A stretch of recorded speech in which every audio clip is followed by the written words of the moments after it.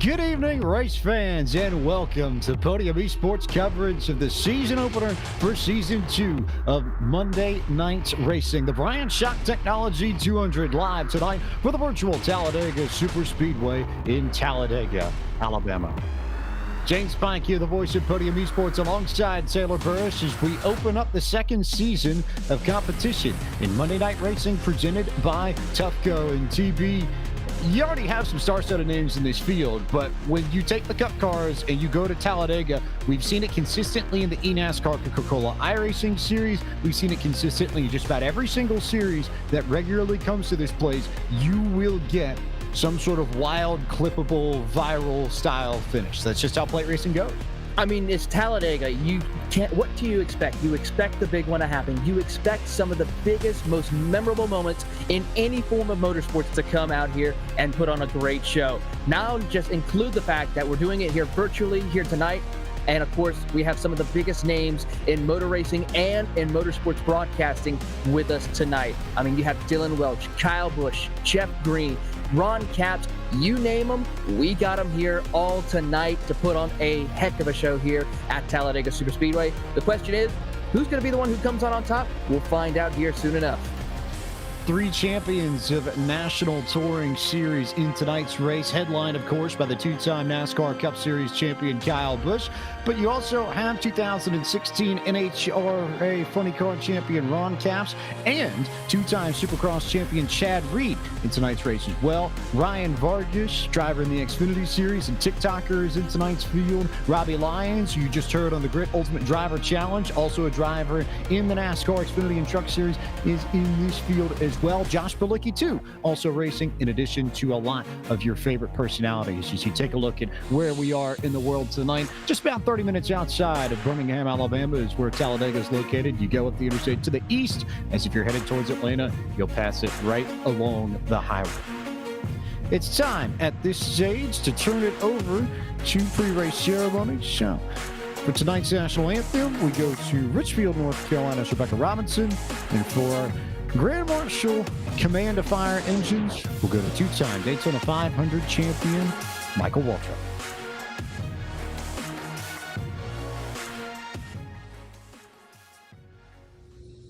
Oh, say, can you see by the dawn's early light what so proudly we hailed at the twilight's last gleaming, whose broad stripes and bright stars through the perilous fight o'er the ramparts we watched were so gallantly streaming, and the rocket's red glare, the bombs bursting in air, gave proof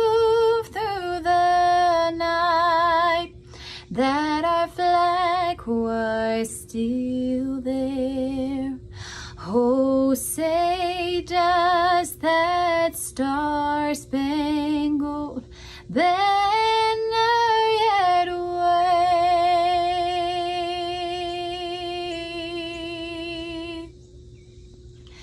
o'er the land of the free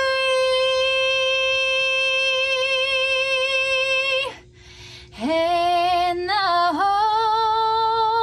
of the brave?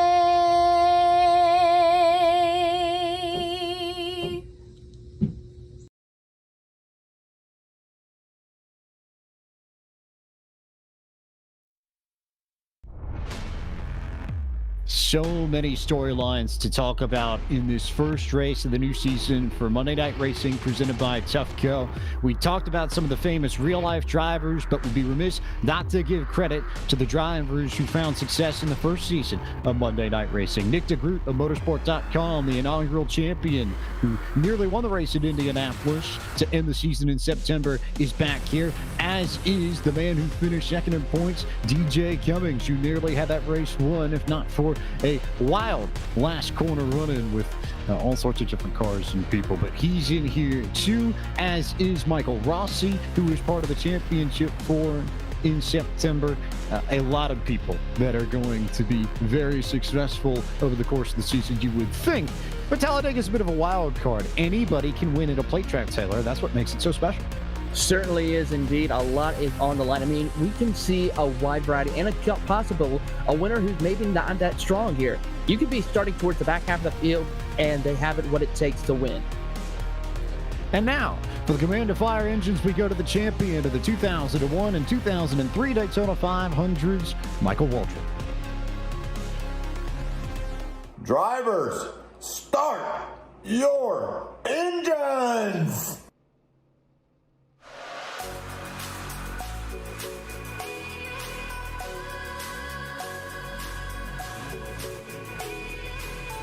It is time to bring you the starting grid for the Bryant Shock Technology 200, the season opening race for Monday Night Racing, presented by Tufco at Talladega, which sees Gary Sexton set the fast time with a 51.005. Seth Eggert of Kickin the Tires will start second. Third on the grid will be Max Kennan.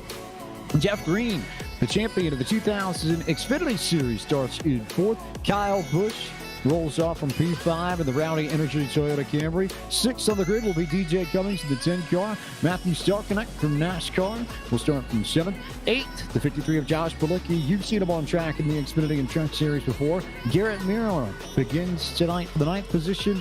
And TikTok, Ryan Vargas running the 38 car officially tonight. He will start from the 10th position. Taylor?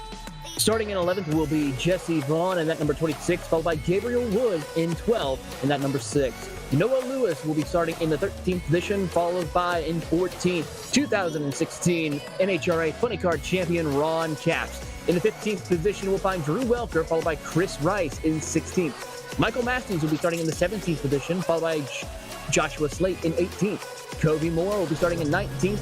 And, of course, Supercross champion Chad Reed will round out top 20. The 46 machine of Stephen Ellis from the Hockey News returns to Monday Night Racing, presented by Tufco. He'll start 21st. Jason Keffer rolls off tonight for the 22nd position. 23rd will be the 3 of Kyle McFadden. Dylan Welch of NBC Sports and the Motor Racing Network starts 24th. 25th, his buddy and longtime friend, the other Carmel, Indiana native in this field, Chris Wilner from MRN and NASCAR Productions starts 25th. 26th is the man himself, owner and founder of Monday Night Racing, Ford Martin. Mark Rabilla starts in 27th. 28th on the grid is Greg Stump, Steve Affon, and Nick DeGroot, the Season 1 champion of Monday Night Racing, round out the top 30. Robbie Lyons will be starting in car number 31 in the 31st position, followed by Brendan Madonia in 32nd. Joe Adke will be starting in 33rd, followed by Brett Baldeck in 34th. Michael Rossi will be starting in the 35th position, followed by Devin Henry in 36th. Paul Sutton will be starting in the 37th position, followed by Jerry Jordan, 38th. Rounding out your 39 car field, Rob D'Amico. A Big Green Egg fame is Rob D'Amico.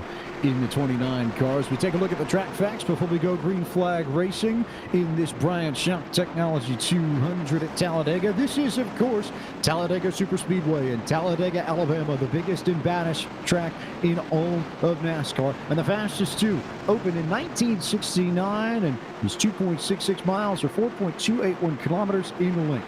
33 degrees of banking in turns 1 through 4, 16.5 degrees of banking in the tri-oval, and 3 degrees of banking on the straights. We run tonight for 75 laps, just shy of 200 miles, technically just over 320 kilometers. We do have the green-white checkers in play if we need them, 3 of them to be exact. In sim, we run on the default day for iRacing, May 15, 2020, just after 4 o'clock p.m. Eastern Daylight Time, local time, and a warm one. Maybe not necessarily a hot one by Talladega standards, but decently warm. 78 degrees Fahrenheit air temp, 102 degrees Fahrenheit track temp, winds headed to the north at 2 miles an hour, and humidity of 56%. Taylor Burris, final thoughts before we get the green flag on Season 2 of Monday Night Racing presented by Tufco, Florida. It's going to be exciting. We're going to see how drivers are going to utilize the slipstream, manage their temperatures, and, of course, managing the pack and the flow of momentum here at Talladega. Will we see drivers try to throw the block? Will we see drivers lay to the back of the field? Or will we see drivers lead every single lap as the best of their ability? We're going to find out at the end of 75 laps here tonight. We thank all of you for tuning in, regardless of where you may be, and welcome you to the second season of Monday Night Racing presented by Tufco Flooring as Gary Sexton hits the gas pedal and the green flag flies at Talladega. The Bryant Shock Technology 200 is underway, and Season 2 of Monday Night Racing is underway, and Sexton leads a group of cars that immediately get to the bottom. Max Kennan drops to the inside, as did Kyle Busch. Jeff Green in there too. Seth Eggert stuck up top, but everybody immediately heading to the bottom as they come onto the back stretch for the first time. Taylor Burris, but now here comes Max Kennan to the outside for the race lead. Yes, indeed. Max Kennan will come to the outside around Gary Sexton, but he has no help whatsoever as Kyle Busch will slot in behind Gary Sexton. Jeff Green going to follow suit, but the outside lane towards the back is starting to form just a little bit. Seth Eggert and DJ Cummings with a big head of steam to try to get to the back bumper of Maxwell Kennan now, so that outside lane will have a little bit of momentum, but that will not happen as Eggert goes to the outside. He's going to take it 3 wide across the front straightaway. Wasting no time making it interesting. He tried to get around Max Kennan, but everybody else in that outside line is going to follow the 21 car. And you've got some big names behind Kennan in that bunch. DJ Cummings, who was part of the championship 4 seasons ago, is there. Ryan Vargas is in that mix. Ron Capps is up in that line too, and Eggert's just going to go all the way to the back. He paid for making the aggressive move early as Jeff Green now leads that outside lane. Jeff Green with a big aggressive move to the outside. He's going to push the 21 of Maxwell Kennan to the outside third lane with no help whatsoever. DJ Cummings going to give Green a push into the middle of 3 and 4 out of turn number 4, though. It seems like nobody is able to get around Kyle Busch and Gary Sexton at this moment as they come off a 4. 2 Toyotas leading the pack. You know Kyle Busch is going to love to see that. He's got Toyota help in the front, but it's Chevy's up top as Busch tries to shade the 41 of Matthew Stallconnect. And one of the NASCAR folks in here, we've got a few folks who work in the tower in downtown Charlotte or uptown Charlotte if you're local in tonight's race. Stallconnect is one of them. DJ Cummings is also part of that group. They've gone up to the top side with Jeff Green, who's running quasi-throwback colors tonight. 2004 and 2005 when he ran the Dodge Intrepid and Charger for what was then Richard Petty Enterprises. You recognize the very cereal-like colors with that Petty blue on that machine? Certainly will indeed. It's a great throwback to see that number 30 of Jeff Green driving out there right now. Up on the second car in that outside row, but another car has decided to get into the mix. Josh Balicki in that number 53 having a great run right now, running that third car on the inside lane. He also has some help from the 36 of Garrett Miller as well. Garrett Miller, of course, from Goodyear and Lionel Racing, having a great run so far early on. Miller having a solid run. Stallconnect now in control of that top lane, and Sexton and Kyle Busch riding nose to tail on the inside. And Josh Balicki has snuck up to be the third car on the inside lane. We haven't said much about him, but the 53 machine just hanging out there and riding around. You do a good bit of that at Talladega because you don't necessarily need to push the issue, though. It looks like Kyle Busch got into the back of Sexton a little bit and got Sexton a little bit upset, had the rear end of the car moving about, so that allows Stallconnect to nose ahead of the 13 car and lead coming off of turn 4. Yes, indeed. They got about a car length advantage over Gary Sexton as they come. Stall Connect will go to the inside lane. That will put Jeff Green as the lead car on the outside lane as we have a new race leader for the first time on lap number 4. Matthew Stall Connect, your new race leader. By day, he's the manager of marketing communications for NASCAR. By night, he's a leader at Talladega in Monday Night Racing presented by Tufco Flooring, but maybe only for a moment because Sexton immediately moves to the outside and Kyle Busch is going to come up on Star Connect and jump right to the bottom as Green goes to the rear bumper of the 13 car. Ooh, big trouble in the background. DJ coming to the round. Caution is going to be coming out as most of the cars did avoid that incident. Ooh, as a couple of cars get collected late in the going. I don't know who made contact with him. So I see Devin Henry gone into the grass, and I don't know who had that major incident.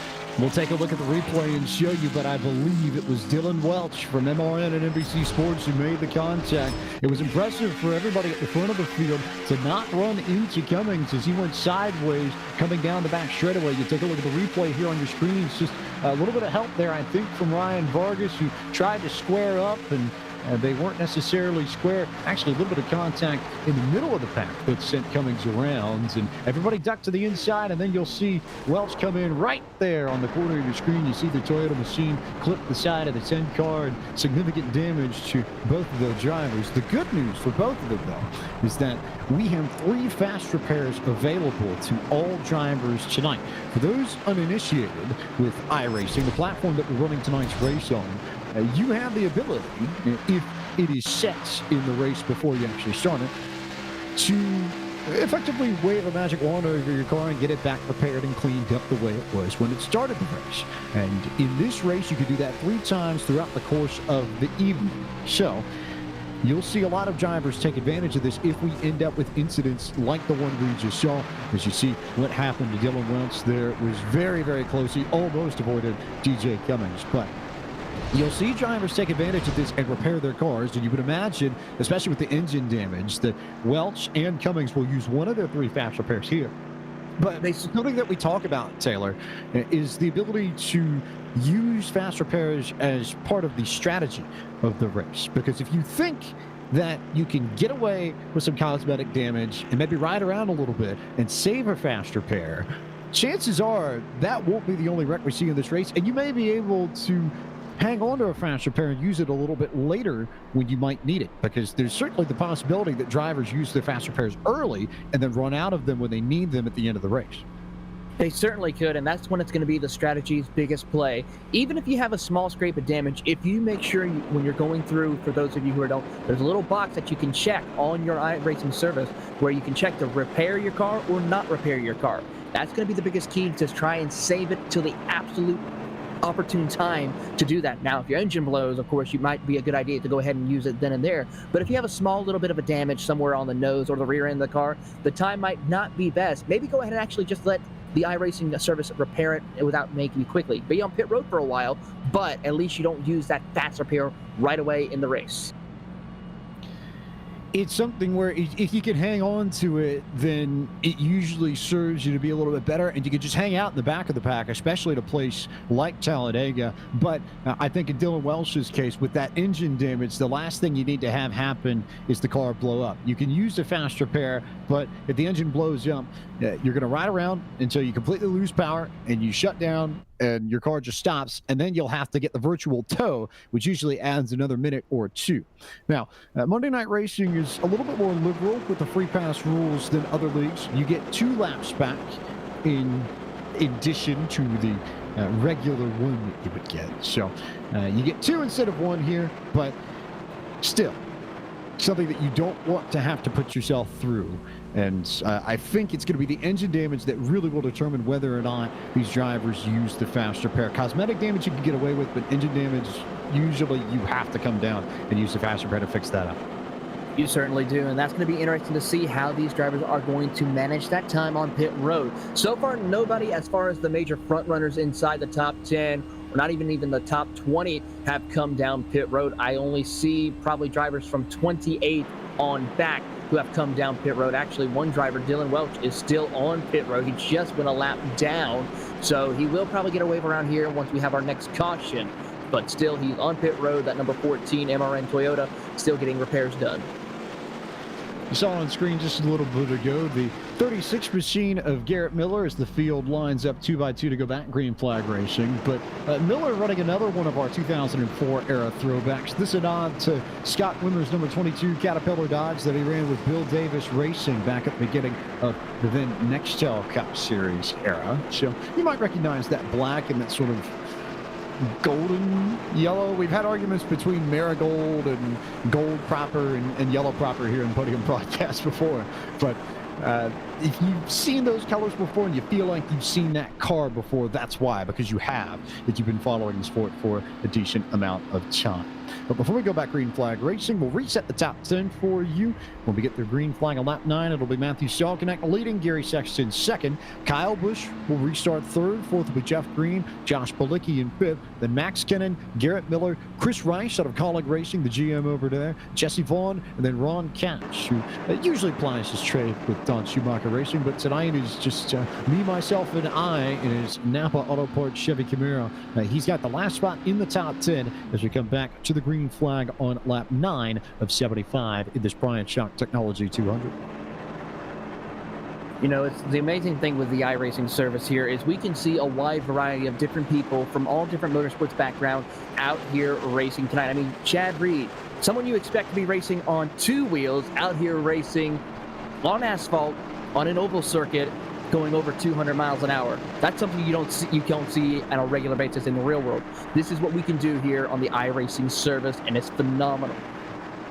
It's a lot of fun. There's absolutely no doubt about that. As the field comes out of turn 4, if you're wondering about Dylan Welsh, he's going to let his car sit, going to get that thing repaired here, and does indeed use the fast repair. So he's going to be riding at the very back. He's going to have to catch all the way back up to get around to the field. So you imagine that the 14 car will probably ride in the back of this field when he does get back up there, but he'll need to go because Matthew Salkonek is almost in the restart zone alongside Gary Sexton. He'll wait and wait and wait to go.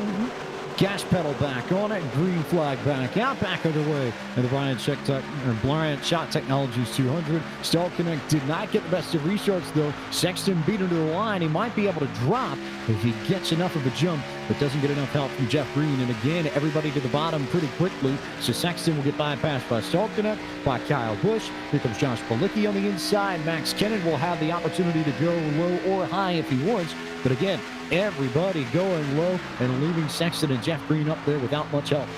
Jeff Green, though, I'm pretty sure knows his way on the top side of a racetrack around Talladega. I mean, he has done it before in the past. He certainly will put on a good run to try to keep that outside going with momentum. It's going to be a little tough, though, with just 2 cars on that outside lane. They're going to need another 3, maybe 4 cars to help keep them up there and competitive to stay up towards the front of the field right now as they're dropping back to about the 6th or 7th position as Garrett Miller is getting a big push. He's going to be closing that gap. So Miller doing a nice job in the 36 machine, hanging tight there on the bottom. Meanwhile, Jeff Green with a pretty big push to try and get Gary Sexton up towards the front. And a few more names beginning to make an appearance at the front of this field, too. Jesse Vaughn, first time we talked about the 26 machine all night long, but he's beginning to charge up there. Chris Rice, we mentioned just a bit ago. He's also in line. Ron Capps is up there, too. One more car at the back of that. The Zero machine, or Gabe Wood also there in the 46 of Stephen Ellis. Also up top, too. Top line really beginning to form quickly. I think it might be maybe a lap or a lap and a half that it takes for that top side to get going. But once it does, Taylor, it's pretty strong. It certainly is. In fact, here comes Chris Rice and Ron Capps included to the outside as Ron Capps goes to the top line there to that 3rd row, and he will start to fall back as it looks like Gabriel Wood will come in and fill that hole in that middle groove now as they come into 1 and 2 right now. Ron Capps dropping back. He may lose a couple of more if 46 of Stephen Ellis doesn't let him in, which he will not this time as he will fall straight to the back as it looks like now the number 3 car of Kyle McFadden will slot up to the outside lane. They'll slide up to the outside lane. Meanwhile, Kyle Busch just about turned Matthew Salkonek at the very front of this field. It was an opposite of a square bump, to say the least. But they get it back in line, and a good one down on the inside to get Salkonek even with Sexton once again as Capps finds his place in line just a little bit ahead of, looks like that was the 86 machine of Devin Henry out of Glendale, Arizona. Now some questions are going to arise. How they're going to work their way around the lap traffic. There's one car up ahead. I believe that might be Dylan Welch. Yeah, he's out there by himself right now. Is he going to go below the yellow line and let the leaders pass? We'll find out soon enough. The leaders are coming at him at a head of steam off of turn number 2. It's a drag race between our top 4, Stall Connect and Gary Sexton, your top 2 right now as they come down the front back straightaway here into turn 3. And there goes Dylan Welch right there. He's going to be in the way, and we'll see what he does as they come out of 4. The nice thing about Talladega is that unlike Daytona, you've got about an extra lane's worth of room to work around lap traffic if Welch sits on the bottom like we would suspect he will. So it's not necessarily as tricky to get around lap traffic here as it is at Daytona. As you see Stall Connect and company begin to make their charge, they're going to catch him right as they go into turn 1. And Jeff Green, I think, got the fence up on the high side, and it looks like Ron Capps got into him too, so damage to Jeff Green's machine. He'll drop back. Welch will stay to the inside. Everybody clean amongst the top 5 past the 14 machine, who will stay on the racing line, but right on the yellow line so that the lead lap cars can go to his outside. Yeah, that jumbled everything up quite a bit right now as we see Gary Sexton now has a couple of new people helping him push. That is going to be Chris Rice in that number 16 as Gary Sexton drops to the inside line, making Chris Rice your new leader on the top side as he has help from Garrett Miller. Now Dylan Welch in the lap car will jump to the outside lane, and he's going to go to that 3rd lane. As a matter of fact, Gary Sexton also jumping out of his inside lane, trying to get around Josh Balicki, who Balicki pushes way wide off. That allows Kyle Busch now. The whole field is jumbled up just a little bit as Kyle Busch goes for the race lead into 1. Balicki tried to get the run on Sexton, and Busch took advantage of all of it to go to the front. And Kyle Busch, with help from Josh Balicki, to the point of the Bryant Shot Technologies 200 at Talladega in that middle lane, too, where you tend to find the most speed. If you can maintain momentum there and get square bumps from people behind you, you can sit in that middle line and control the field for a long, long, long time. But Kyle Busch is going to drop to the inside. Meanwhile, you might have seen Jeff Green to the very inside there. He's just rode around for the last lap or so with the damage on his car that he picked up when he made contact with the outside retaining wall entering turn 1, and wonder if he might end up using a faster pair in short order to get himself back in contention. We'll find out soon enough. We'll keep track of that as Jeff Green tries to make his way to pit road. Meanwhile, back up the front of the field, Matt Stall Connect has some help from Noah Lewis in that number 98 Chevrolet as they come out of turn number 2. They get a big push as Chris Rice, also in the 16, is there to try and help about a car length back, but it's still Kyle Busch, Balicki, Max Kennan, your top 3 as they go down the back straightaway into turn 3.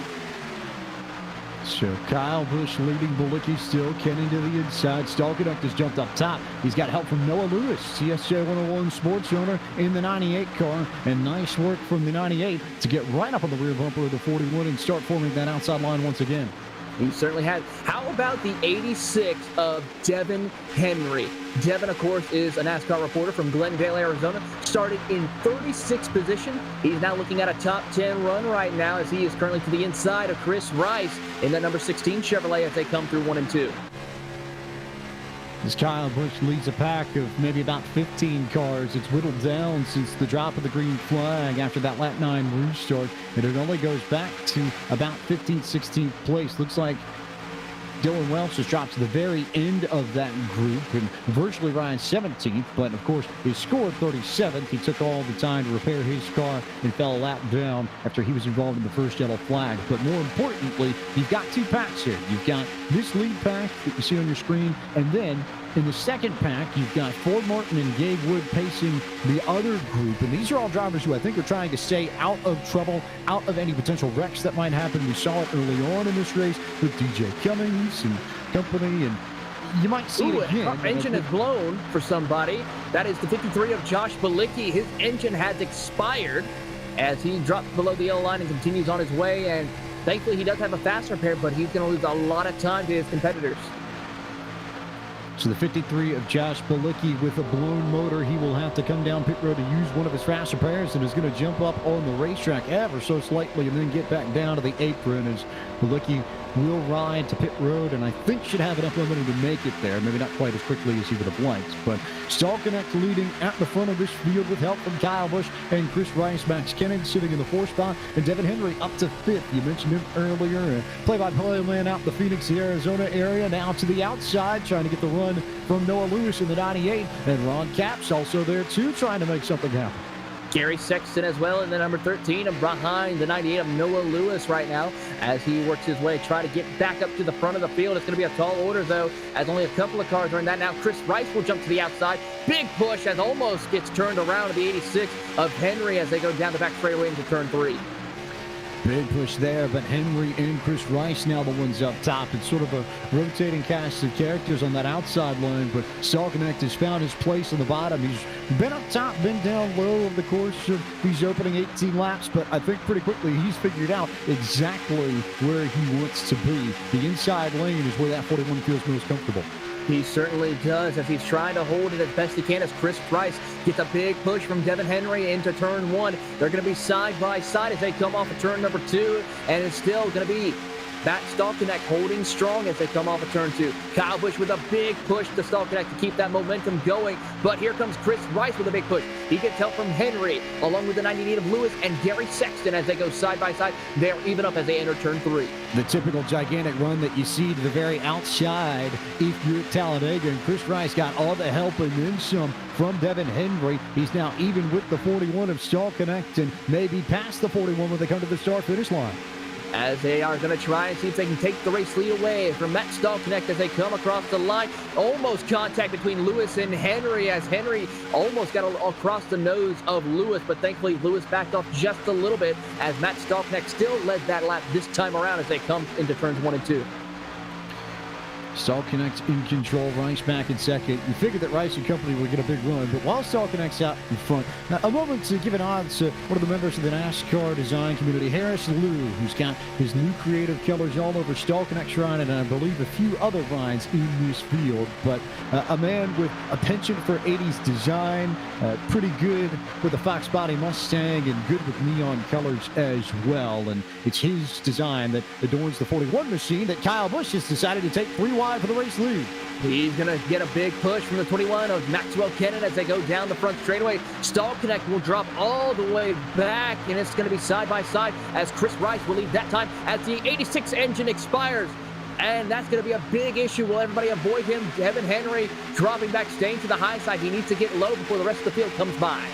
It almost sounds like people either put too much tape on their grills or just forgot about the fact that you can only push for so long here, and you do have fast repairs available to fix these cars, but that's another car that's dropped out because they pushed too hard, blew the motor up, and decided to run down pit road for repairs. Henry's going to join Josh Bilicki in that camp, and it is Kyle Busch in the 51 leading the way just ahead of Max Kennedy and Ron Capps.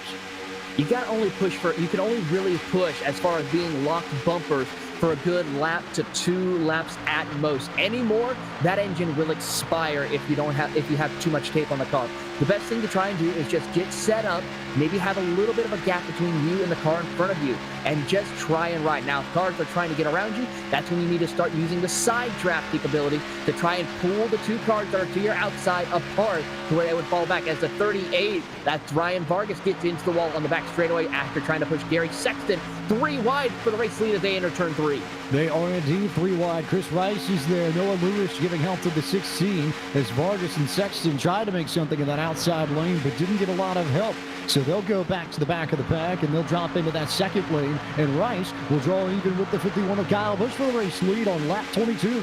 Side by side, Chris Rice currently has race lead as they race to the line. I believe Chris Rice will lead that time around after a big help from the 98 of Noah Lewis, but Kyle Busch on another head of steam as they enter turns 1 and 2 from the 21 of Maxwell Kennan. Rice trying to side draft a little bit, as you see, gets in between, right around that middle area between the 2 cars of the 51 and the 21, but could not pull it off to where he could pull Maxwell Kennan back from the back bumper of Kyle Busch. Meanwhile, Ron Capps now moving up into the 4th position as he tries to go side by side with the 98 of Noah Lewis into turn 3.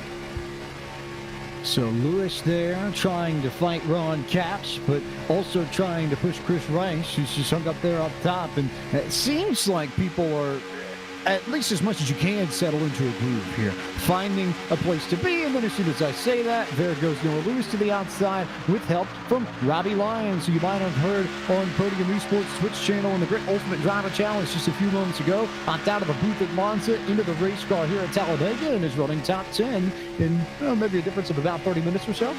pretty good to fight for him if he's able to jump from over in Monza, Italy to, of course, here in Talladega, Alabama. And a great run for him right now as he's running inside the top 10. Contact! Chris Rice, Ron Capps, Noah Lewis, more drivers involved as there is a big wreck on the back straightaway. No caution is out just yet as the caution flag finally flies as the big one happens once again here tonight at Talladega. Big issue there, and it was contact with Chris Rice that started it. We'll take a look at the replay momentarily, but it was Rice, and it looks like Jeff Green was the other one who started this wreck on the back straightaway, and Ron Capps just didn't have anywhere to go. You see some of the cars involved in this incident on your screen here running on the apron. Rice with a tremendous amount of damage. Looks like the 31 of Robbie Lyons was also caught up in that as about 5 or 6 cars by my count swept up in this, but we'll take a look. We're right on board with Robbie Lyons and see what happened. You'll see Chris Rice and Jeff Green get together. Green was trying to go to the inside of Rice, and the door closed on Green, and Rice came across his front bumper when he did and spun the 16 around and caught up about 5 or 6 different drivers in all that. So looks like Rice was involved. Lyons, Ron Capps, you mentioned, was involved. Jeff Green actually was able to get away from most of it. Looks like Jesse Vaughn had nowhere to go at the very end of this. Gary Sexton got swept up in this incident too. Dylan Welch just made it through. He had to climb to the minefield to avoid all this. Devin Henry got some damage too. And I think the biggest thing here is for some of these drivers, Henry in particular, already going to be down 2 fast repairs to the 3 they have available to them tonight. It certainly is, and with just shy of 50 laps to go here tonight, that's critical. Because that means one more mistake from these drivers, as far as those drivers such as Henry, to have on track or another blown engine. That means if it happens to them again, they are out of the race for the most part, to where they're not going to be as competitive enough, as it looks like the entire field is going to come down pit road, led by the 51 Rowdy Energy Toyota Camry of Kyle Busch, as he will lead them into pit road. The rest of the field starts making their way on pit road as well. We will see who will win the race off pit road momentarily.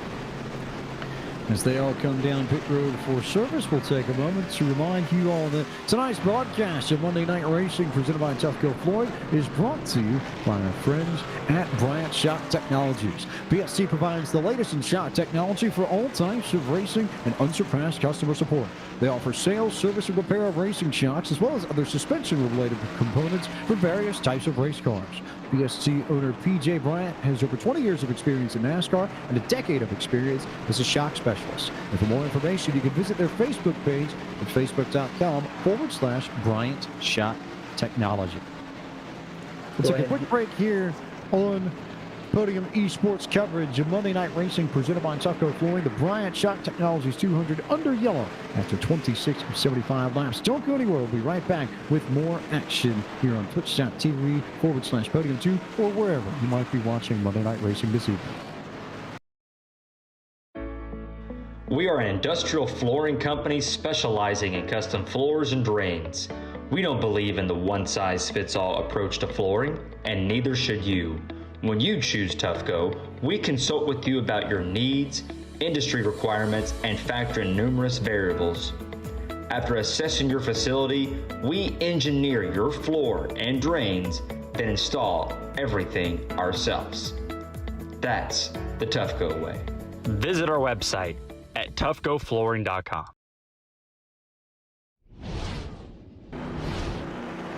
Back here is Podium eSports coverage of the season opener for Season 2 of Monday Night Racing. The Bryant Shock Technology 200 continues under the yellow flag. James Plank and Taylor Burris here with the producer Ryan Bauer presenting all the pictures to you this evening as Kyle Busch is your leader after 25 of 75 laps, a third of the way through proceedings tonight. And TB, if we've seen anything, I think the one thing that we can pick out very quickly is that drivers are going to be more aggressive. They know they have the fast repairs in their back pocket, and they're not going to be afraid to use them, which means we may see a few incidents in the middle of this race, but I have a feeling that means we're going to see a lot of yellows as we get up towards the end. We possibly will. I mean, we did have a good green flag run here before this last caution after the first caution that happened early on. So we probably will see some aggressive racing, but mostly maybe some more aggressive pushing, where what we saw earlier, people blowing engines probably is going to happen, most likely at first. Then as we get closer and closer to the final 10, 5, and the last lap of the race, that's when we'll probably see more of the big ones happening. Once again, of course, like you said, they still have those fast repairs if they have saved enough of those towards the end of the race that they can use. But it's still a lot of tall orders for these drivers to try and make it through to the very end of this race. Getting a few drivers waved around. Dylan Welch was one of the ones who needed to get a few wave arounds after his opening incident. Part of that first yellow with DJ Cummings at the very beginning of this race. The 14 will get back on the lead lap, and Kyle Busch still leading this race, but Stephen Ellis now up to second. As we remind you that tonight's broadcast of Monday Night Racing is brought to you by Tufco Flooring. Tufco Flooring is an industrial flooring company specializing in custom floors and drains. Tufco doesn't believe in one-size-fits-all approach, and neither should you. Tufco listens to your needs and requirements and develops custom solutions for every client. And for more information, you can visit their website at tufcoflooring.com.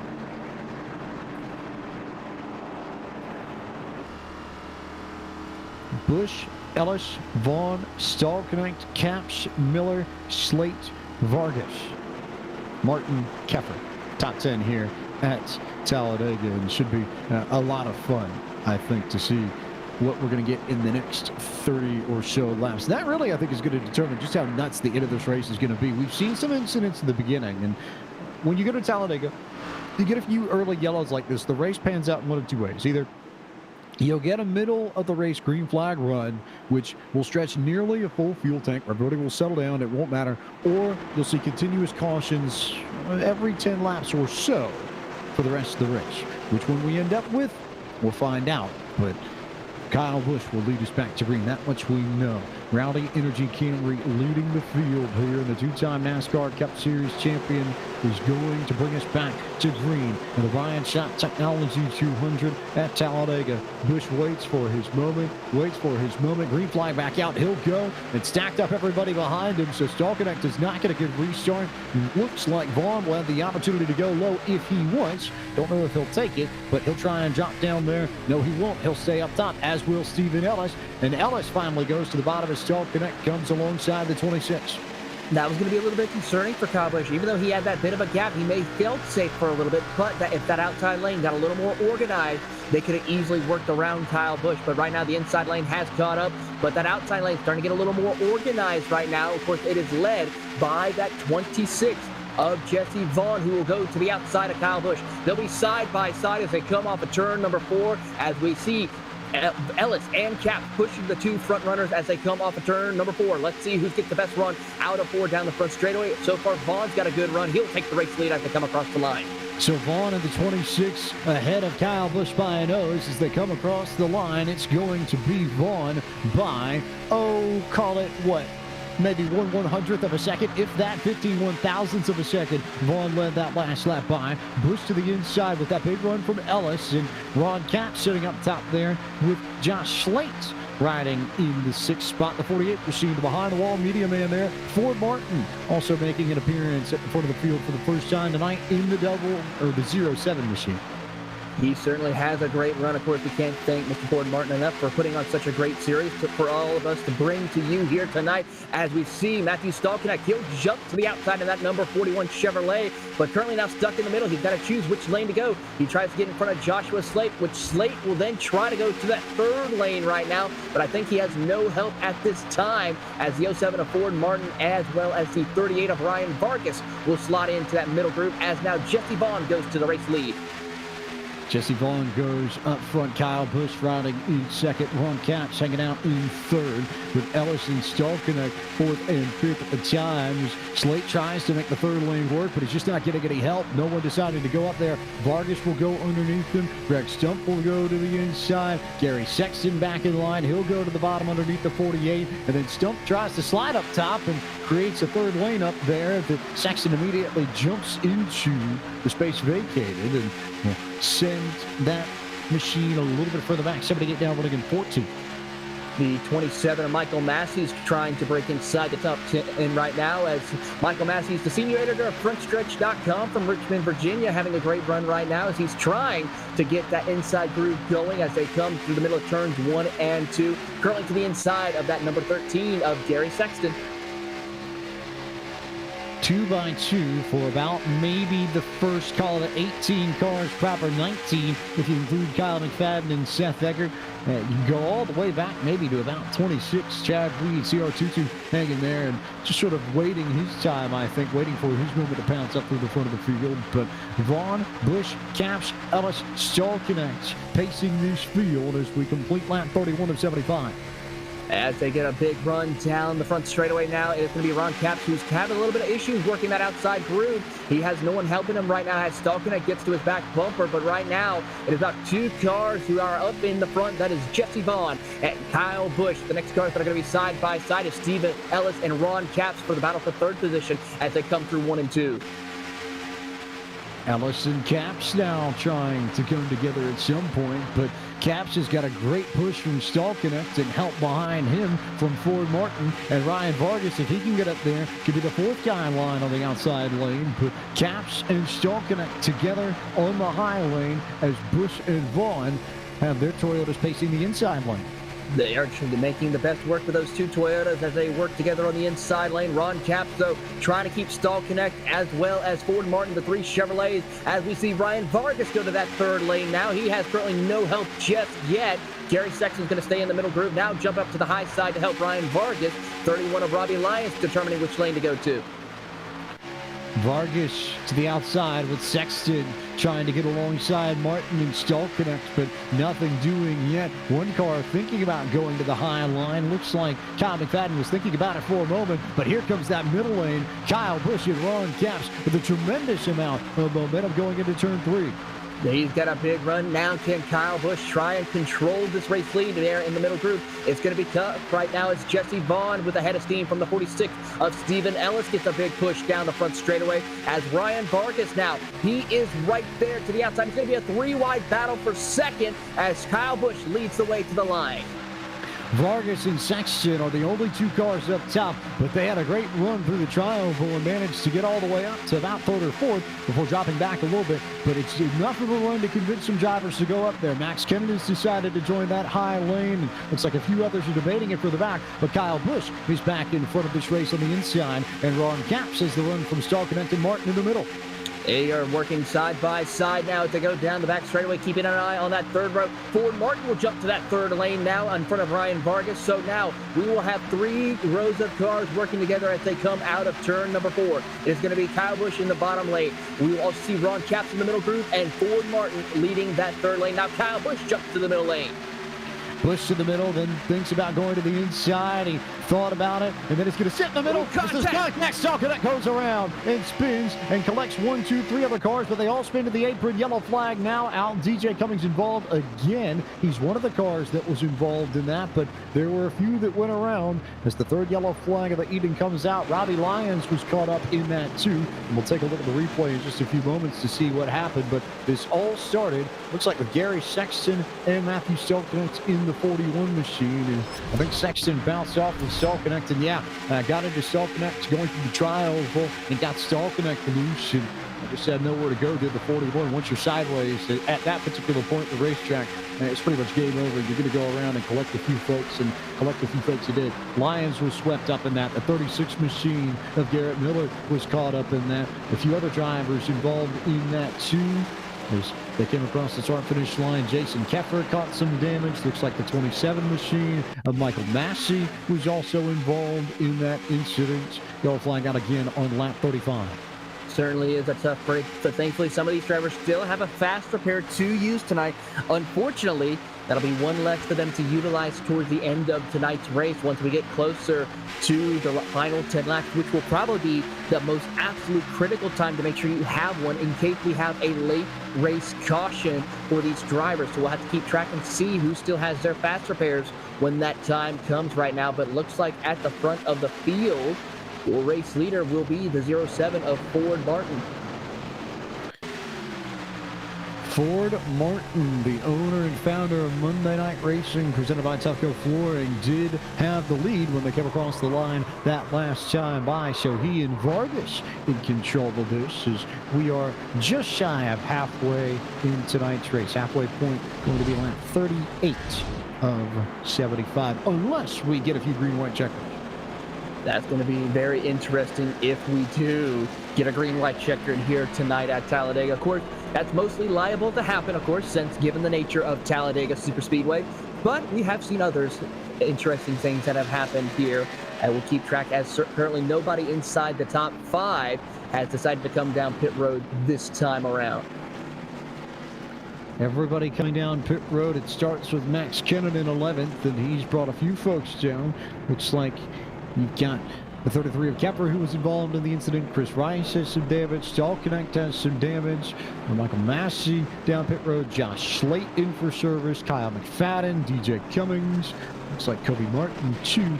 A lot of names here from about 15th on back, all coming in for service. Looks like Rob Demico was the first one to stay out in 13th. And Chris Rice also in for service too that last time. But we'll take another quick break and then be right back. But don't go anywhere. More coverage of the Bryant Shock Technology 200 from Talladega Superspeedway on the other side of these messages. There's a place where fire and flavor are celebrated, where grilling traditions and new techniques are perfected. Here in Big Green Egg Country, you can grill it, roast it, smoke it, or bake it. It's the most versatile grill you'll ever own. Simple to light, easy to use, comes with a free lifetime warranty. Have it delivered to your door by a certified dealer in your community and start enjoying the ultimate cooking experience. Shop online for home delivery at biggreenegg.com. That's biggreenegg.com. Welcome back to Podium eSports coverage of Monday Night Racing, presented by Tufco Flooring here at Talladega. Ford Martin, your race leader after 37 laps, as the pace car continues to work its way around the biggest and baddest and fastest track in all of NASCAR. James Mike here alongside Taylor Burris, and our producer Ryan Bauer has seen a few drivers try and clutch and coast just a bit. Fuel saving isn't necessarily the biggest of concerns here, Taylor, but is it something that we need to worry about, perhaps? It could be putting less fuel in the car later on in the run if need be. If people decide to put a certain amount of fuel in their cars, it could also just mean for them to just cool the tires down a little bit, cool the engine down a little bit. That's one of the biggest ways to help cool it down a little bit faster, is by pushing on that clutch and let the temperature get a little bit lower to help you get ready for when we go back green flag racing, where you will heat the engines up, and if you're not too careful, we'll blow it up very quickly.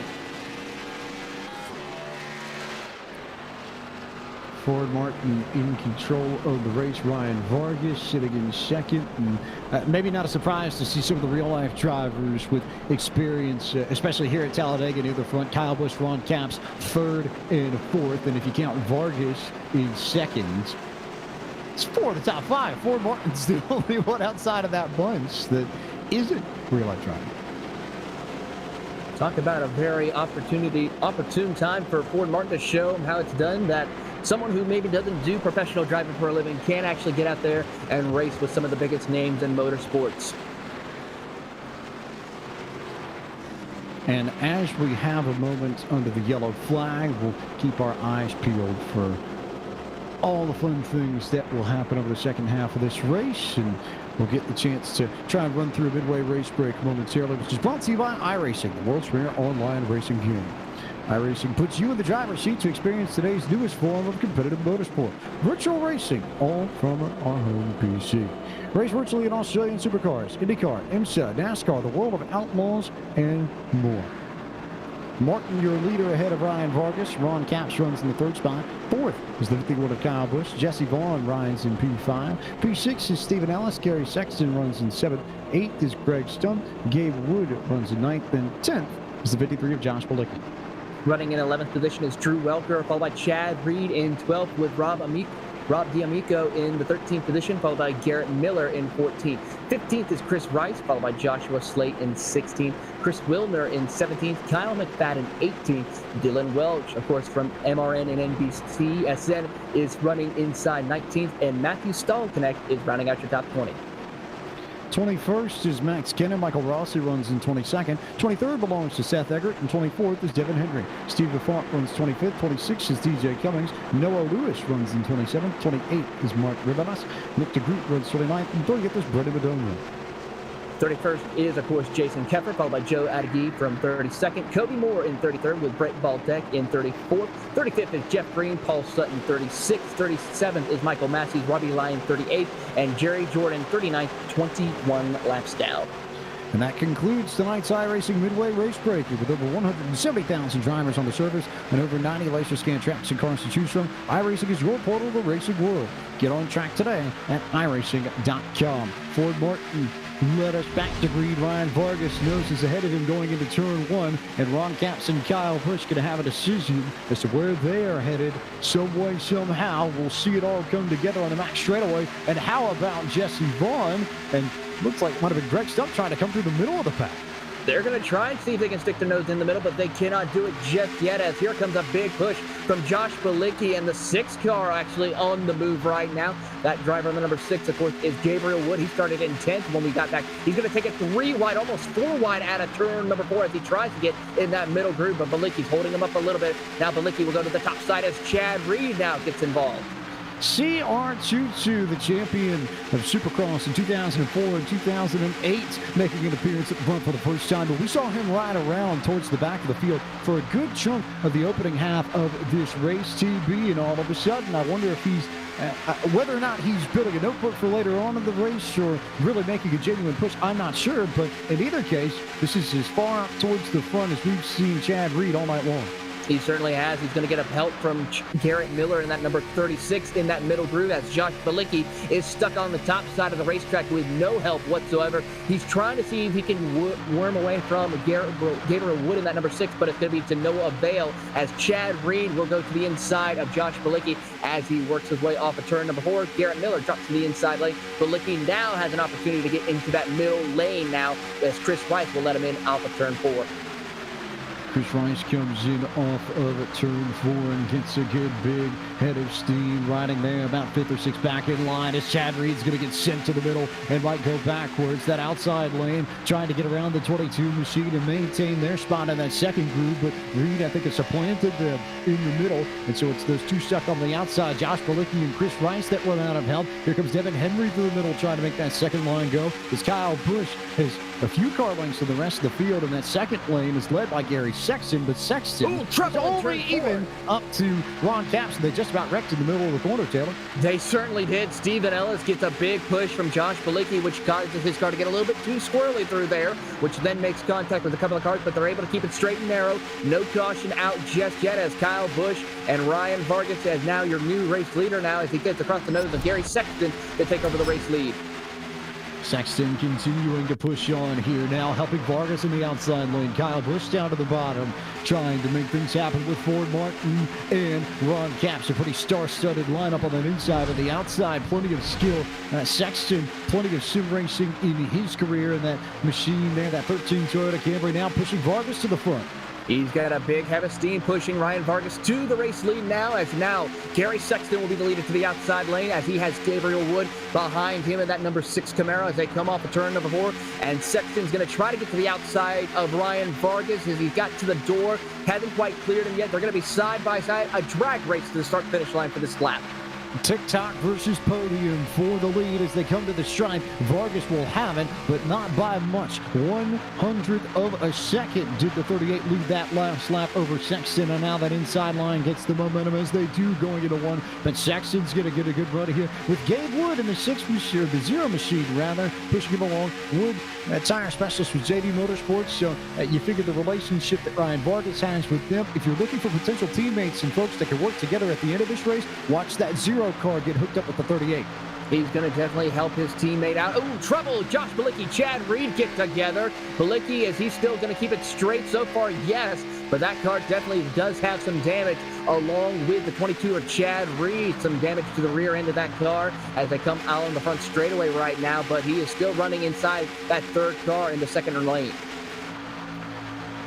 Vargas now out in front, and the first 3 cars are clear, but Sexton again going to get that run. It sort of just seems like a yo-yo effect at this point. You'll see the 13 go back, and no one's really tried to push to get ahead of Sexton, but there's room for a Ford Martin, for Ron Capps to go to the outside if they decide they want to make something happen and try and get the lead back from Vargas, but nothing yet. They're all just sitting, and this may be the point where we see everybody ride around, and we might clip off 20 laps here, but a few folks on the apron going into 3. I thought we might have a wreck, but it's still Vargas out front.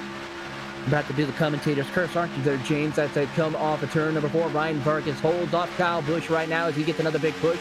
Chad Reed will push the 6 of Gabriel Wood out of the way, push him up to that top side as he now becomes the second car on that middle groove, getting behind Gary Sexton as well as Matthew Stallknecht in the 41 as he tries to work up. But here comes Dylan Welch with a head of steam to the top side. Dylan Welch was caught up in that first yellow flag, has made a nice recovery of it, now trying to push and get a little bit of help. And Gabe Wood gets turned, and there goes Jeff Green, and they're going to go sideways in front of him. They nearly wrecked coming out of turn 2. But everybody gathered it back up together, but that broke up the front back. And Gary Sexton now coming through the middle to try and catch up to Kyle Busch. How in the world did they not wreck through there that time off of turn number 2? I don't know how, but great driving from all the members there as they come off of turn 2, as Dylan Welch has some damage along with several other drivers, but they're still pushing forward. Thankfully, some of them have still that fast repair, but we could go back up to the race lead. Kyle Busch, new race leader after a big push from the 13 of Gary Sexton. And Sexton got the run to the inside on Kyle Busch, but here comes Ron Capps to give the 51 a shove on corner entry. So Busch gets the push from Sexton, stalking at the third line on the outside, but Sexton's going to get help from Ryan Vargas and Ford Martin, and it's Toyota out front, a battle of the Camrys for the race lead. And then Sexton gets turned. Sexton got turned coming out of turn 2 by Ryan Vargas, and that checked up the inside lane. Here comes Jeff Green down to the bottom underneath Stallknecht to try and go for the race lead. No caution is out yet as a couple of cars go to that inside below the yellow line. Looks like the 36 will go. Brian Vargas drops back. As unfortunate situation as they're still not done. A couple of cars going 3 wide off of turn number 4. The 48 as well involved with Joshua Slate. He will go to the inside, move him inside the top 5. Jeff Green had all the momentum in the world when Sexton got turned around by Vargas, and he just rode it down the back straightaway and picked off everybody, went through the middle to get the race lead back. So Green now in control of this ahead of Stephen Ellis, and Kyle Busch now sitting alongside Josh Slate fighting for third. They're going to fight for third position as they come down the back straightaway here. Ron Capps giving a big push to the 51 of Kyle Busch. Slate trying to keep Steve Ellis, Jeff Green up towards the front of the field as the 86 of Devin Henry sits 4th in line on the inside lane. Ellis tries to push it a little bit of side drafting to keep Kyle Busch behind him as they come off of turn number 4.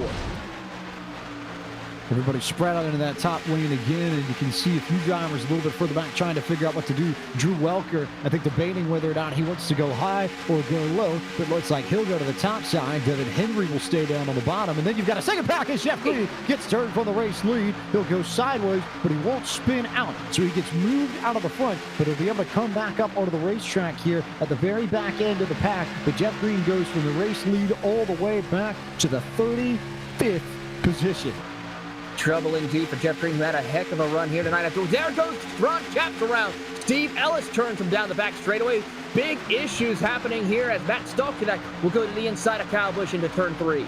No yellow flags. They race off, or wreck rather, outside of the racing surface, and they aren't in the way of the actual action. So we'll say green flag racing. Drivers that will need fast repairs and need yellows to get some help and get back up into this. But Stallknecht back in the bottom where he likes to be. Josh Slate now pushing him as they come across the line to complete lap 48.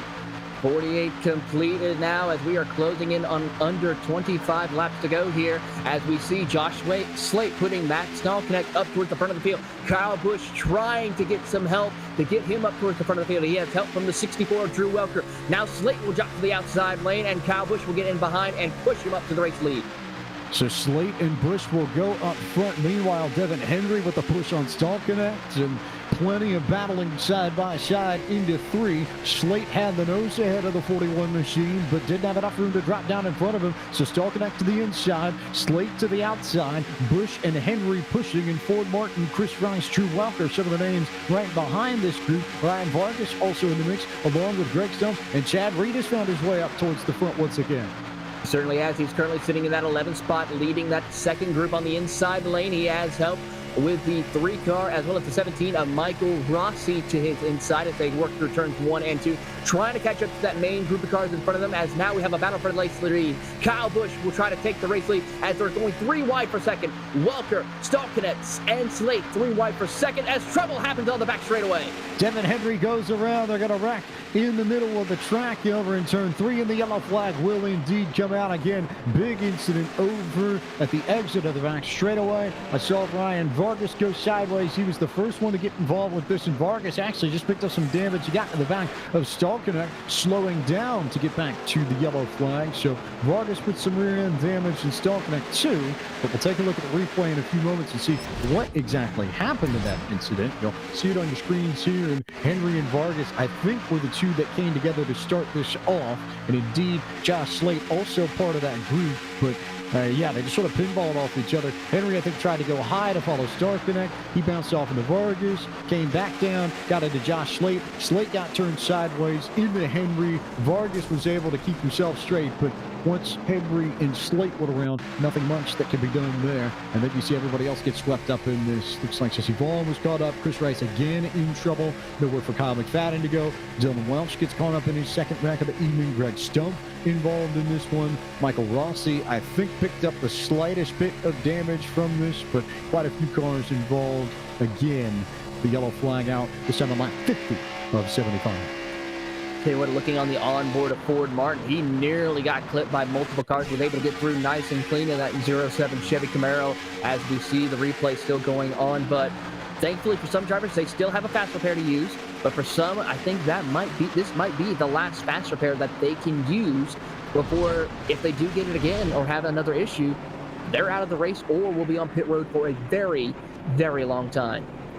Of note, Ryan Vargas just came over radio and let everyone know that his spotter did not let him know that he was 3 wide on the back straightaway. So he moved thinking that he didn't have company on the inside and didn't realize that Devin Henry was there. That's where the contact came, and so it brought us under the yellow once again as Kyle Busch brings the field down pit road as we enter the final third of this race. And I think at this point you have to start keeping track of fast repairs because you've only got 3 on hand, and I know of at least a few drivers that have already used 2.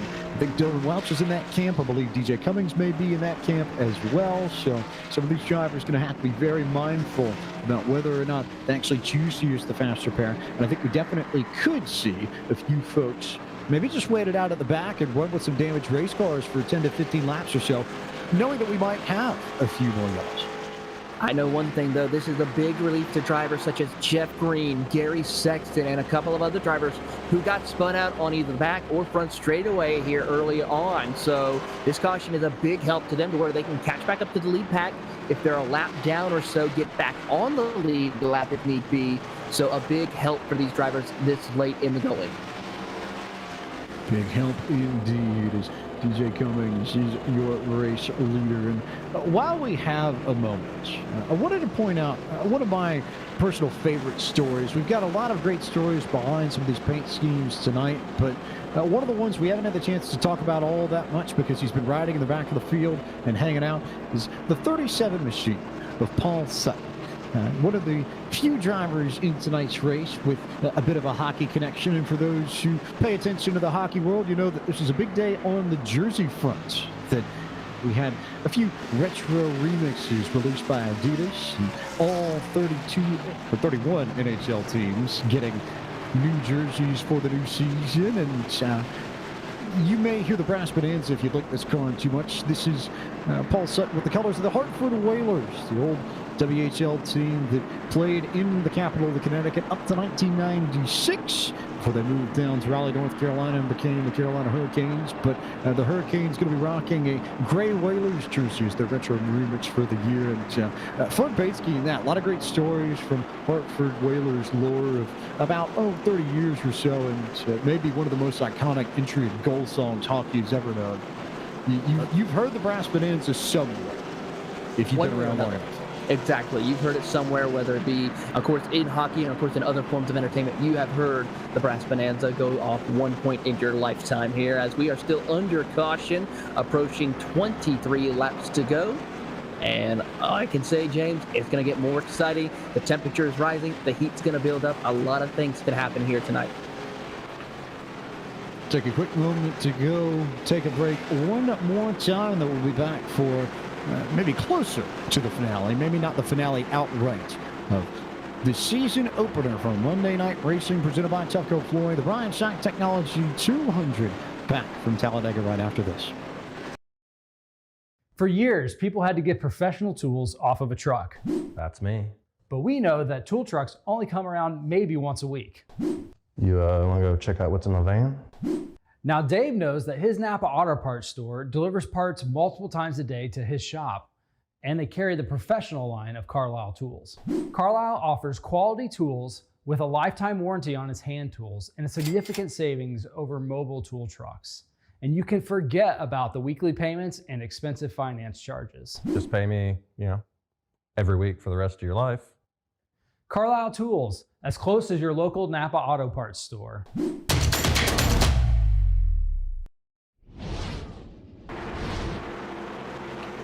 Welcome back to Podium eSports coverage of Monday Night Racing presented by Tufco Flooring, the Bryant Technologies 200 from Talladega Superspeedway. James Plank alongside Taylor Burris and our producer Ryan Bauer bringing you all the action. And if you think that tonight is fun, you're going to see more of the same tomorrow.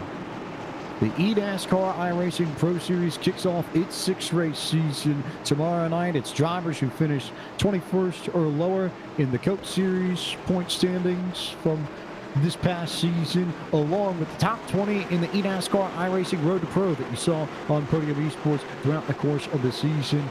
40 drivers, 6 races, 20 spots to round out the field for the 2021 Coke Series season. Our broadcast from Daytona International Speedway comes your way live tomorrow night, 9 p.m. on twitch.tv/Podium eSports. You will not want to miss that. The Star Connect continues to lead this group from the inside lane as he has done tonight a good chunk. And the 41 machine brings us back to the green flag on lap 54.75. Star Connect back where he was early on in the race, up towards the front of the field, leading that inside groove as Kyle Busch trying to get some help from Jesse Vaughn. They worked well together early on. Let's see if they can continue that momentum as they come off of turn number 2. Inside groove not as well organized as right now as the 64 of Drew Welker's trying to get up to him, but it's to no avail. Chevy versus Toyota on the outside as they work down the back straightaway. How about the outside lane? They got the huge run there. Busch and Vaughn blitzed Star Connect. There was nothing the 41 could have done as Busch goes back to the point. Star Connect now back to third. Bilicki tried to get in that one too, but he didn't have enough time to cut in front of the 41, so he'll cut in front of the 64 machine of Drew Welker and drop right in line in fourth. That'll leave the 17 as well as the 3 of Rossi and McFadden to the outside groove as they try to work together to catch up to the rest of the field as they work together. Here comes Jesse Vaughn. He'll take a peek to the inside of Kyle Busch, stay behind him. Bilicki will try to shoot into the middle groove, but it will leave Matt Stallconnect to the outside groove all by himself. But here comes Rossi along with the 3 of Kyle McFadden to catch up to that outside groove. So Busch continuing to lose. Star Connect now to the outside. Here comes Michael Rossi, who was in the championship 4 season ago. Jeff Green bouncing around in the back of the field, and Kyle McFadden jumping to the outside. Not a problem if you get tripped up between those two cars. They look similar, but it's McFadden with the racing stripes on the front end of his machine. It's the big difference between those two. And he's trying to make a third line go, but just not enough help. Everybody going to his east side with that line that Star Connect is pacing. So Rossi goes up. Chad Reed is there. Ryan Vargas is there. Mike Revelach also starting to make some noise. Haven't said his name much over the course of the evening, but he's now beginning to climb up towards the front. And you just get the sense, Taylor, that these drivers are beginning to feel the pressure. They recognize that they're getting to 20 laps to go next time by, and I think we're starting to see the temperature in this race rise just a little bit. It's only going to go further up as we get closer to the end. Pressure building. Something's got to give. It's just a ticking time bomb. Anything that's about to go off, waiting to happen. Could we see another big one happen before we see the checker flag? We'll find out as they work out of turn number 4. Kyle Busch still leading over Jesse Vaughn and Matthew Stallknecht as they come off of turn 4. Down the front straightaway, Rossi giving Stallknecht a big push up towards the race lead. Will Vaughn try to sidetrack to keep the two drivers behind them and Kyle Busch coming across the line? It is going to be Kyle Busch leading this time around. Busch led, but not by much. 4/100ths of a second was his lead that last time by. Stallknecht hanging outside of the 41 machine. He's trying to get that outside line going, but they just haven't quite been lined up. Balicki just about gets punted out of the lane. He'll try and merge back up on the middle of the back straightaway, and I think we'll be okay. We'll see how they handle going 3 wide in the middle of the pack, and we'll wait to see if they clear turn 3. But Balicki back in line, but that's an issue that we've seen not for the first time tonight, Taylor. Drivers getting punted as drivers get big runs off of turn 2. They send around the drivers in front of them, just try and give them a bunt draft, but get into them too much, get a little bit too much pressure on the rear bumper and spin them sideways out of control. We saw it with Gary Sexton, saw it with Brown Caps, and just about saw it there with Josh Balicki. Saw it with Jeff Green earlier on, too, on the front straightaway, but here comes the group of the field. And in fact, speaking of Jeff Green, he's up to 7th, and he wants more. He's going to take it 3 wide through the middle of turns 1 and 2, getting behind the 17 of Michael Rossi as they go down the back straightaway here. He's going to give those top 2 in front of him a push down the back straightaway. Contact between the 31. More contact. Ryan Vargas trying to hold on to his race car as they start to have a caution. In the air goes the 21 of Maxwell Cannon as the caution is out. The big one has erupted. That is easily the biggest wreck we have seen tonight, and that's about 20 cars that got caught up in that. Right as they were all coming together, nowhere for anybody in the back half of this field to go. I'll take a look at the replay here and show you what happened, but this was all Chad Reed and Robbie Lyons. The 22 and the 31 were the first 2 that started this. As they were 3 wide for about 6 or 7 rows coming down the back straightaway. You'll see the contact here right there in the middle of the back straightaway between the 22, the 31. Vargas gets clipped, and then it's contact between Lyons and Michael Massey in the 27 that actually starts this, and then everybody went sideways, and there were a few that flipped on the wall. I saw Max Cannon get a tremendous amount of air. It looked almost like Michael Jordan bouncing off the wall there, but plenty of damage to a lot of drivers in the back half of this field, and I'm fairly certain that if people hadn't used up a fast repair now, they've almost certainly used one now. They certainly have here tonight right now, as we are now once again under caution, waiting for a couple of cars to try and catch up to the pace car, and then they will come down pit road. But I have a feeling some of those cars did decide to have to take a tow because they couldn't move the race car whatsoever. So that's going to just cause more time to be used up for these drivers as we wait and see if they will go a lap down here as pace car is coming off of turn number 4. If there's any cars on pit road, we will find out here momentarily. A couple of cars are coming off pit road as we speak, and some others are trying to catch up to the rest of the field. Stallknecht, the leader when the yellow flag came out, was just ahead of Kyle Busch, and it's a shame only because the racing at the very front was starting to get very entertaining. We were getting close to the point where they're just going to go 3 wide the rest of this race. We're not going to see any holding back. We're not going to see this 2x2 racing that we've seen for a good chunk of the evening, Taylor. We really are about the point where everything's going to get a little bit crazy, go nuts. Pretty much, and then some. So take the nuts that you have and just add even more. It's going to get that crazy, that nuts. It's going to be exciting all the way to the checkered flag. And I hope for all of the viewers out there tonight are having a great time watching this and are entertained to the fullest. It's Talladega. Very easy to keep yourself on the edge of your seat. You get a few breathers here to catch yourself and wait for everything to settle down before we get back going again. And as we have a moment under the yellow flag, we'll take a moment to remind you all of what's coming up in the world of iRacing over the course of the next week.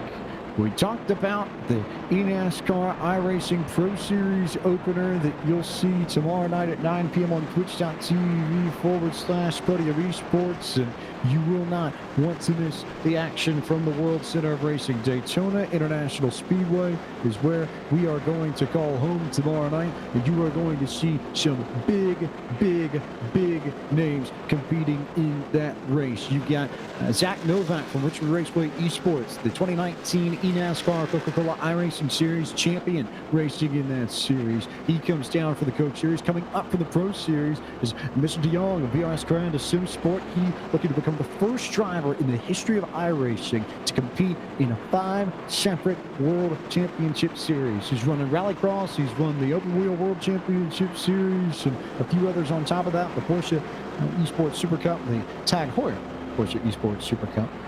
Presented by iRacing. Also amongst the list of series that he's competed in, he's going to look to jump back in. Alan Bowes, who has former experience in the Coach Series, is up from Road to Pro to try and make a run at it.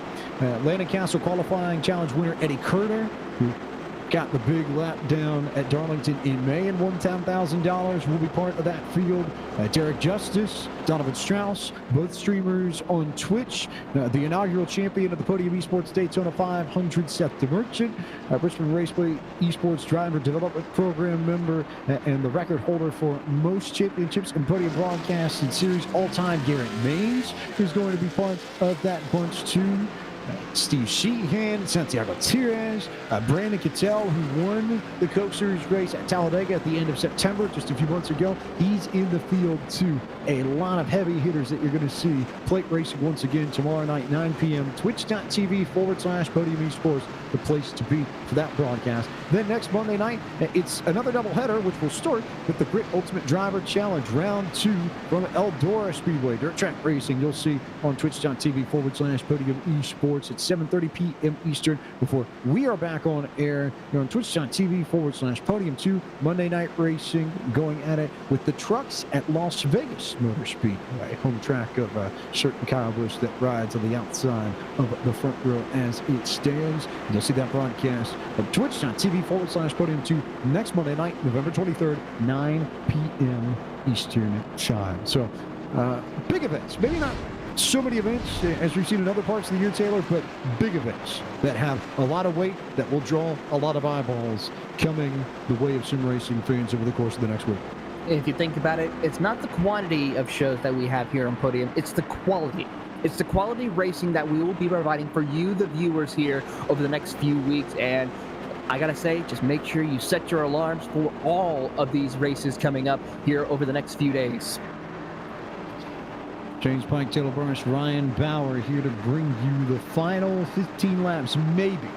That's going to be the key word tonight. It's a big question mark at this point in this Bryant Shot Technology 200 at Talladega. We do have 3 green-white checkers that are available to these drivers if we get a late yellow flag, or 2, or 3, perhaps.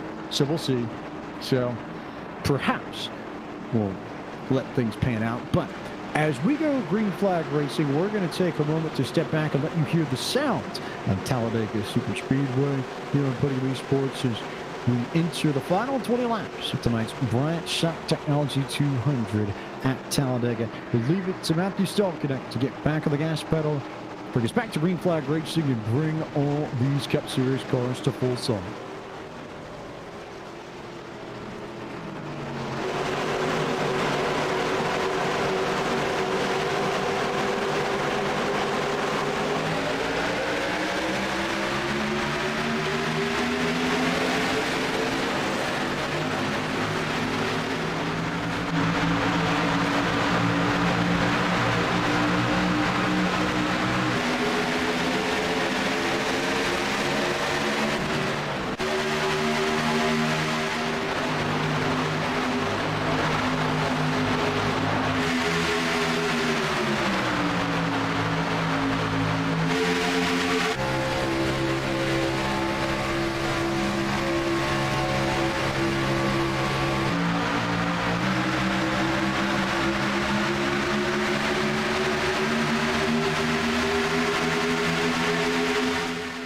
Stallconnect and Busch even again, but now Busch with a big run out of turn 4 with help from Jeff Green, Gary Sexton, and Ron Capps in the outside lane. Busch is going to lead lap 62.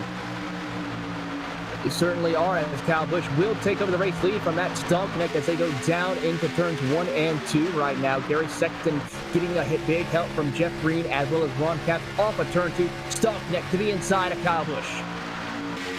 That outside lane gets the run out of 2 and just blitzes them unless it breaks apart. Gary Sexton tried to get to the inside of Jeff Green and didn't find enough room, but that killed the momentum of everybody up top, save for Kyle Busch, who drops in front with Stall Connect to take control of that inside lane once again as we approach 10 laps to go rather here at Talladega.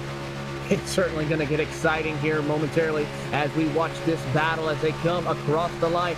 Jeff Green to the outside, Kyle Busch to the inside, Gary Sexton, Matt Stallknecht pushing both of them as they come across the line. I believe that time Jeff Green will lead that lap, and look at the timing and scoring of how close it was between the 2 drivers. 1/1000th of a second as they wreck in turns 1 and 2. Yellow flag out again, this time a little bit further back in the field. But Max getting around in the 21. Looks like the 81 machine of Joe Agee, who won the season finale at Indianapolis, got swept up in this. But this was not a wreck towards the front of the pack. It was middle of the pack and a few cars up to the fence. DJ Cummings was involved in the championship podium a season ago. Looks like Seth Eggert and Josh Bilicki came together. We'll take a look at the replay in just a moment. We have it come to you, but Cummings, Eggert, Bilicki, the trio that started all this in the middle of the pack. You see it on your screens here. Slightest bit of contact with Bilicki and Eggert, who gets into Cummings, and then about 5, 6, 7 cars get swept up with the momentum, all hit the outside wall, and eventually come back down the racetrack to bring out the yellow once again. Multiple cars going airborne during that incident as we see them all trying to get themselves straightened out. And I think out of that group of cars, I think some of them already had used their last fast repair, so it's going to be a tough night for some of them as they try to rejoin the racetrack here. Going to have to keep track and see who has used up the fast repair. I think Dylan Welch might be one of the first ones to use up all 3. We'll see if that 14 car can get fixed up, but he may well be done. Just looking towards the back of the field. Devin Henry's got some damage in this field too. Looks like DJ Cummings is still rolling around. A little surprised we haven't seen him come down pit road yet, but again, could be another one of those I'm waiting to use my final fast repair games, and maybe we'll see the 10 right out back for a bit, because I don't think we can totally rule it out. If you're anywhere, I think in the top 20 on that final restart, depending on the way things play out, you're not totally out of it. Talladega's not a track where if you're not in the top 5 on the final restart, you don't have a shot. The window for victory is much more open here than it would be at some of the other places you're going to see on the Monday night racing schedule in this second season. Let's be honest, as long as you are having a clean car or on the lead lap, you have a shot to win this race here tonight. That's how crazy Talladega is. We've seen cars come from all the way from dead last to the front of the field in about a lap or less. We've seen drivers lose a race leading the race here at Talladega Superspeedway. So it's just a wild card. That's what makes it so exciting. That's what makes people want to come back year after year after year to watch this race. You never know what's going to happen. While we have a moment under the yellow, we'll take a moment to remind you all that tonight's broadcast is brought to you by Tufco Flooring.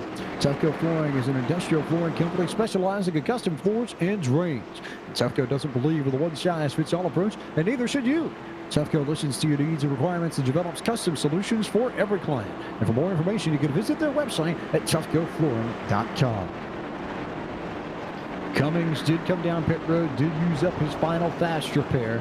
So the 10 machine, who I think will feature maybe a little bit more heavily as this series goes on. Talladega is not necessarily a track where you're going to see the championship contenders separate themselves, but other places will. And a few good races coming up, especially in the early portion of the schedule before Christmas.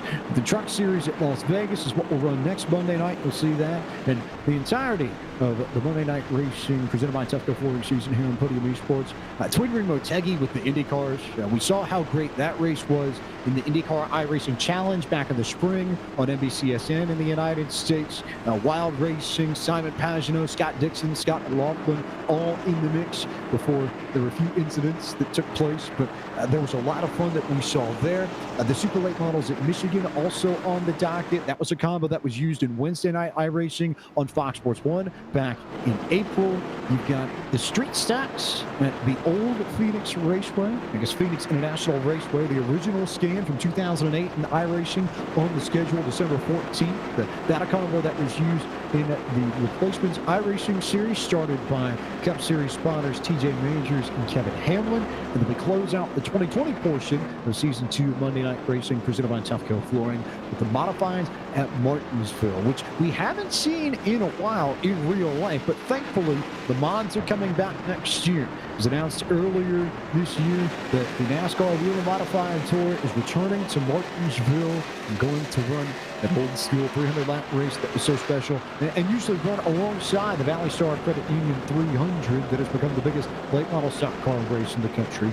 Grandfather clock to the winner of that one if you can get it done, but mods at Martinsville, a classic combo to round out the 2020 portion of this calendar, Taylor. It certainly is, and of course it only gets better from there. When we come back from the holidays and the new year, we're going to take the dirt late models out to Knoxville, and that's going to be an exciting race. Of course, then Indy cars will be back in action over at Pocono, and then of course rounding out the rest of the month in honor of sports car racing for the Rolex 24, we're going to take the Lara P217 at Canadian Tire Motorsports Park. So a great lineup of cars, and then finally the Cups cars will head to the high banks of Monza.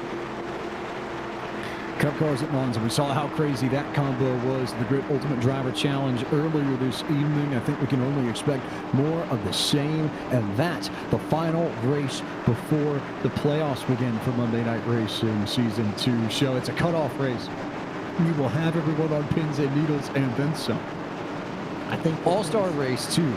Bristol, yes. February 1st, right during Podium Speed Weeks 2. You're going to have a busy night. February 1st, 2021. You've got the Open, the actual proper All-Star Race, and the 87 cars at Daytona 2007. The old scan at Daytona, the bumpy scan, to kick off Podium eSports Speed Weeks in 2021 as well. So you want a day outside of the Coke Series to circle on your calendar in terms of events and days that you're going to want to mark off to watch things in the evening. February 1st, 2021 is the first big one that I can think of that you'll want to make sure you have marked down, because there will be a whole host of events going on that evening. And then, of course, once we get things kicked off with the playoffs, we'll be taking the Xfinity cars out to Richmond. That's going to be an exciting race. And then to cap off the round of 13, Talladega with the Indy cars. Talladega with the Indy cars, Homestead with the Cup cars, North Wilkesboro on the trucks, Montreal in the GTEs, Auto Club Speedway in the 1997 Ford Thunderbird and Chevy Monte Carlo in the championship next March 22nd, Atlanta in the trucks. We've seen Atlanta put on a few good championship shows in the past. If you saw the Podium eSports Elite Series Gold Division title race between Michael Guest, Daniel Falkingham, and Andrew Fayos, you'll know how that one played out. But we'll get to that later. We'll get back to racing here. Lap 68 up on the board, and Kyle Busch and Jeff Green in control of the field with a handful of laps to go. Gary Sexton trying to get the push to Jeff Green in the 38 machine. Matthew Stallconnect to NASCAR with some help from Ron Capps to the inside, and they may have the run to go outside and jump ahead of Kyle Busch if they play it right coming off of turn 2. They did indeed, as they're trying to push Kyle Busch down. Now Stallconnect to the inside of Kyle Busch. Ron Capps will stay behind Kyle Busch as Jeff Green and Gary Sexton. They'll go 3 wide for the race lead as they enter turn number 3. The 31 car. That is going to be Robbie Lyons pushing Matt Stallconnect toward the race lead as they'll come off of turn number 4. 3 wide still, about 3 rows back as they come off. Stallconnect goes to the middle groove.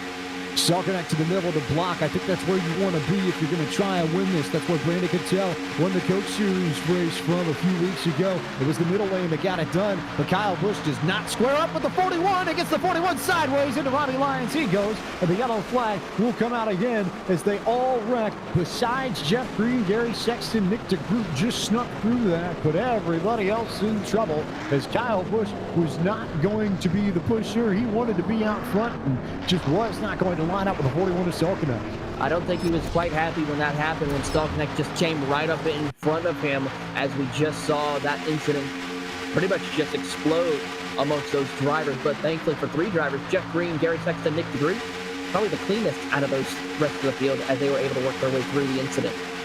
Although I think in fairness, if you are Kyle Busch, you get where he's coming from. Knowing how close we are to the end, you want to be in control of one of these lanes, and especially that middle one too, because that's usually the one that ends up leading coming across the line.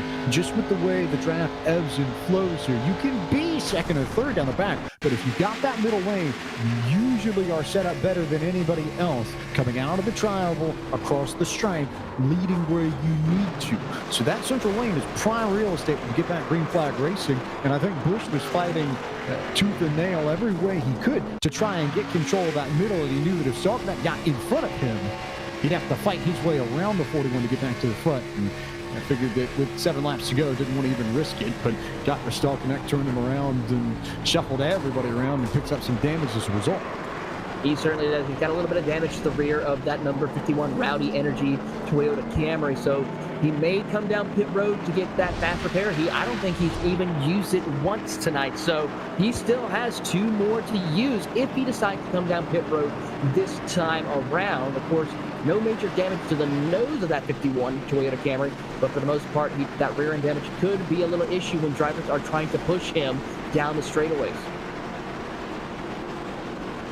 A lot of work there that's being done on pit road. You saw some of the damage on Kyle Busch's car. Significant amount of damage to the right rear of his Rowdy Energy Toyota Camry, and maybe in trouble if he gets out by himself. But more importantly, I think it's important to keep an eye on the drivers coming down pit road for service, which looks like it's Kobe Moore that's leading that bunch down the pit lane. Ford Martin in, Jason Keffer in, Michael Rossi, Brett Baldock, Brendan Beaudoin in, Josh Slate I see in for service as well. And you'll see a few drivers using up fast repairs now. This is for all the drivers who haven't necessarily used them yet. You're going to see a lot of them start to come into play now. And again, 3 attempts at a green-white checker if we need it. And I would expect we're going to need at least 1, probably 2, maybe all 3, depending on how this pans out.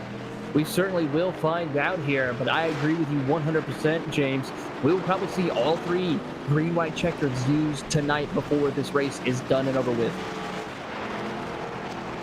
Going to be a little bit wild, a little bit crazy, and one that you're going to want to click for the highlight reels when we do finally get the finish. In either case, as we remind you that tonight's broadcast of Monday Night Racing is brought to you by Bryant Shock Technology. BST provides the latest in shock technology for all types of racing and unsurpassed customer support. They offer sales, service, and repairs of racing shocks, as well as other suspension-related components for various types of race cars. BST owner PJ Bryant has over 20 years of experience in NASCAR and a decade of experience as a shock specialist. And for more information, you can visit their Facebook page at facebook.com/Bryant Shock Technology. Jeff Green back in front, Gary Sexton and Nick DeGroot. I think we have to say something about the 89 machine. He is the defending champion of Monday Night Racing and has not been at the front at all tonight. And there are some drivers who have sort of poked their way up and found their way up.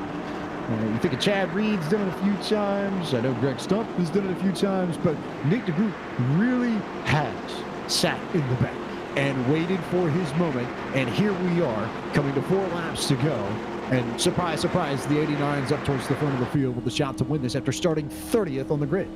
He certainly has, so that will be interesting to see if that number 89 of Nick DeGroot, the defending champion, can he squeeze away to try and get him at a shot of the playoffs, as well as winning the season opener here tonight at Talladega.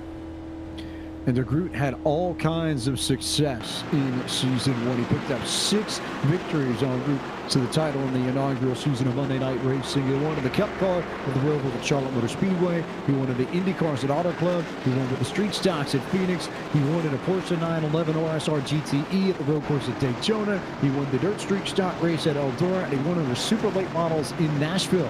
We saw on Podium eSports back in September. Do not count out the 89 machine. All eyes are going to be on Jeff Green and Gary Sexton and Kyle Busch and Chris Rice and maybe Ron Capps too, Chad Reed.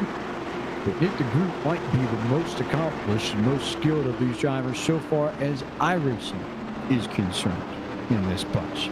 And he may actually be the bookie's favorite, as it were, to win this.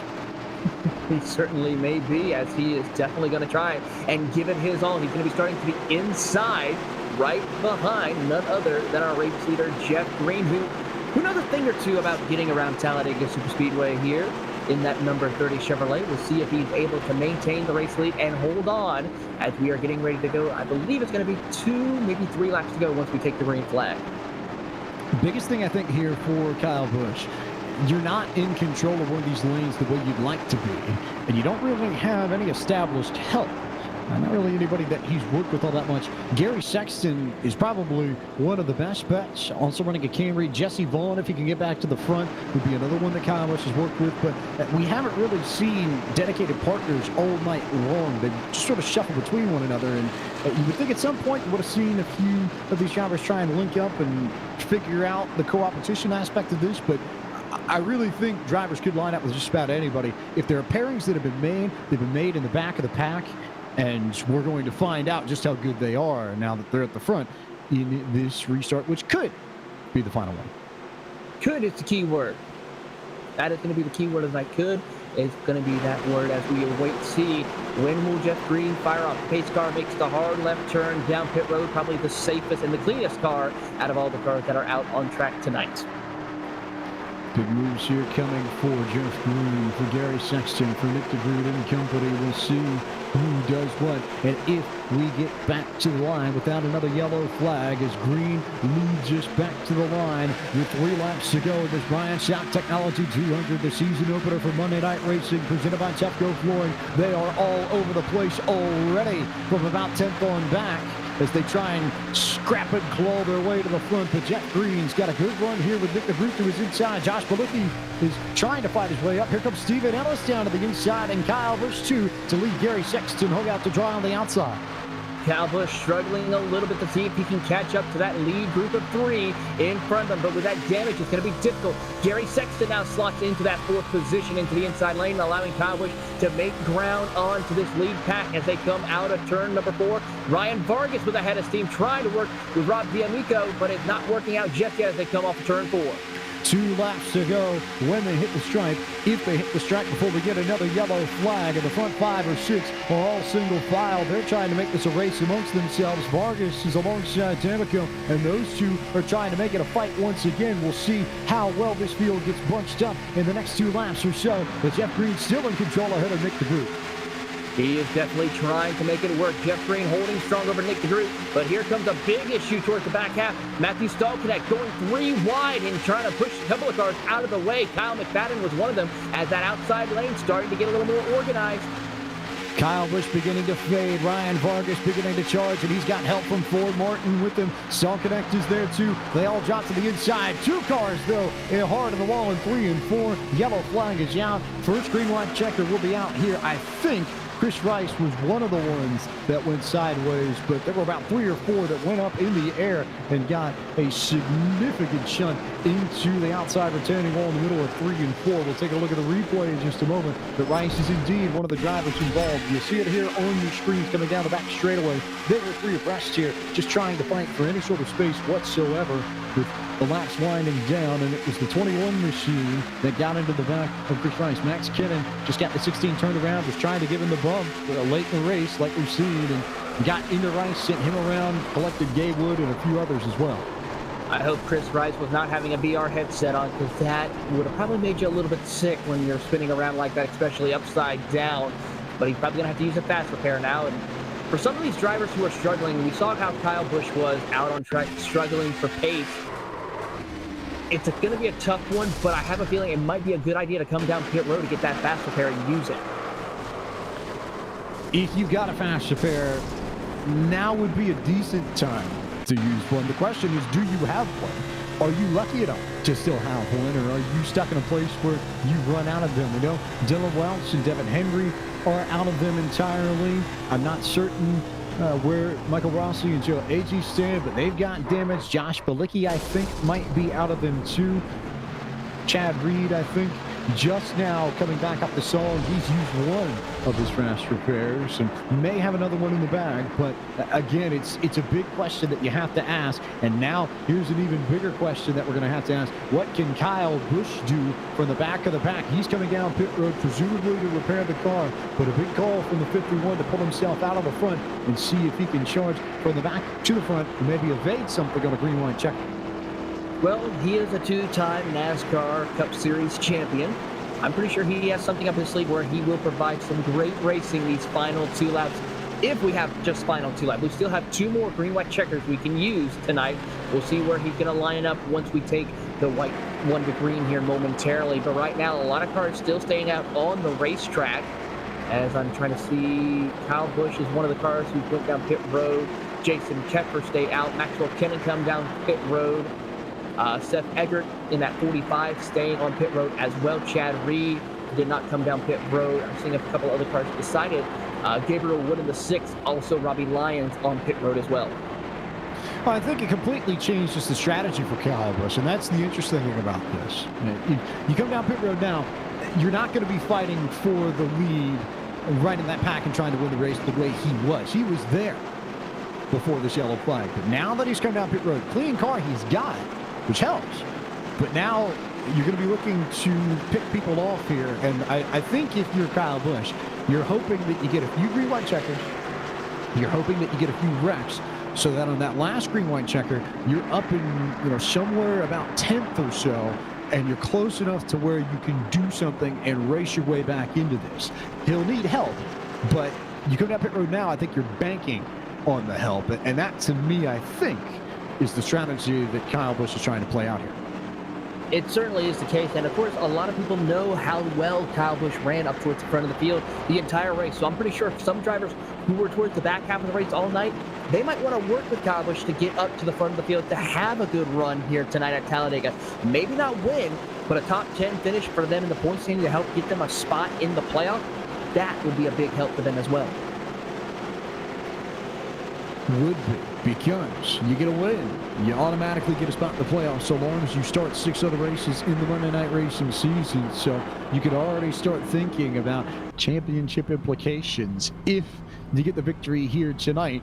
And wouldn't it be good for Nick DeGroot to not have to worry about that early? Wouldn't it be interesting to see Gary Sexton and Ryan Vargas coming to do it, or Ford Martin even, and Stephen Ellis too, another driver who we haven't had the chance to talk about, but went with the hockey theme earlier with Paul Sutton and the Brass Bonanza Hartford Whalers paint scheme. Stephen Ellis actually works in hockey, writes for the Hockey News, which is one of, if not the most respected hockey publication in the world, based out of Toronto, of course, and just a lot of work with Can Race and Team Endurogate as well for all kinds of good causes. So Stephen Ellis, yes, hockey is the main game, but plenty of experience behind the wheel in that 46-2, and not out of it by any stretch of the imagination either. A little bit of damage to the right side of that car, but he's in 3rd spot, sitting there right behind Jeff Green in the 30 as we come back to the restart. This will be the first green-white checker, which officially will start on lap 78.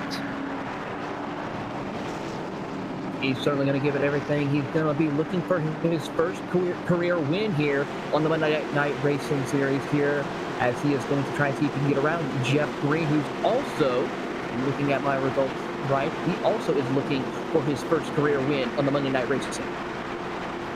Jeff Green, who came into the Monday Night Racing scene about midway through the first season and got it done. And I think most of you will see the name. He's run a lot of Cup Series races, was the pole sitter for the Daytona 500 in 2003 that our Grand Marshal Michael Waltrip ended up winning. But the most success he found in NASCAR in 2000 when he was with PPC Racing, the Clean X Monte Carlo number 32, the blue and white machine, won the championship by over 600 points, which was at the time a NASCAR record. He was dominant in the Xfinity Series in 2000 and has that to his name amongst other things. So we'll see what Jeff Green can pull off here in the 38 machine, and we'll see just how wild this gets. But first green-white checker here. We have 2 more left available. If we get to the white flag before the yellow flag comes out, the next flag will end the race. If we get a yellow flag before the leader takes the white flag, we will line them up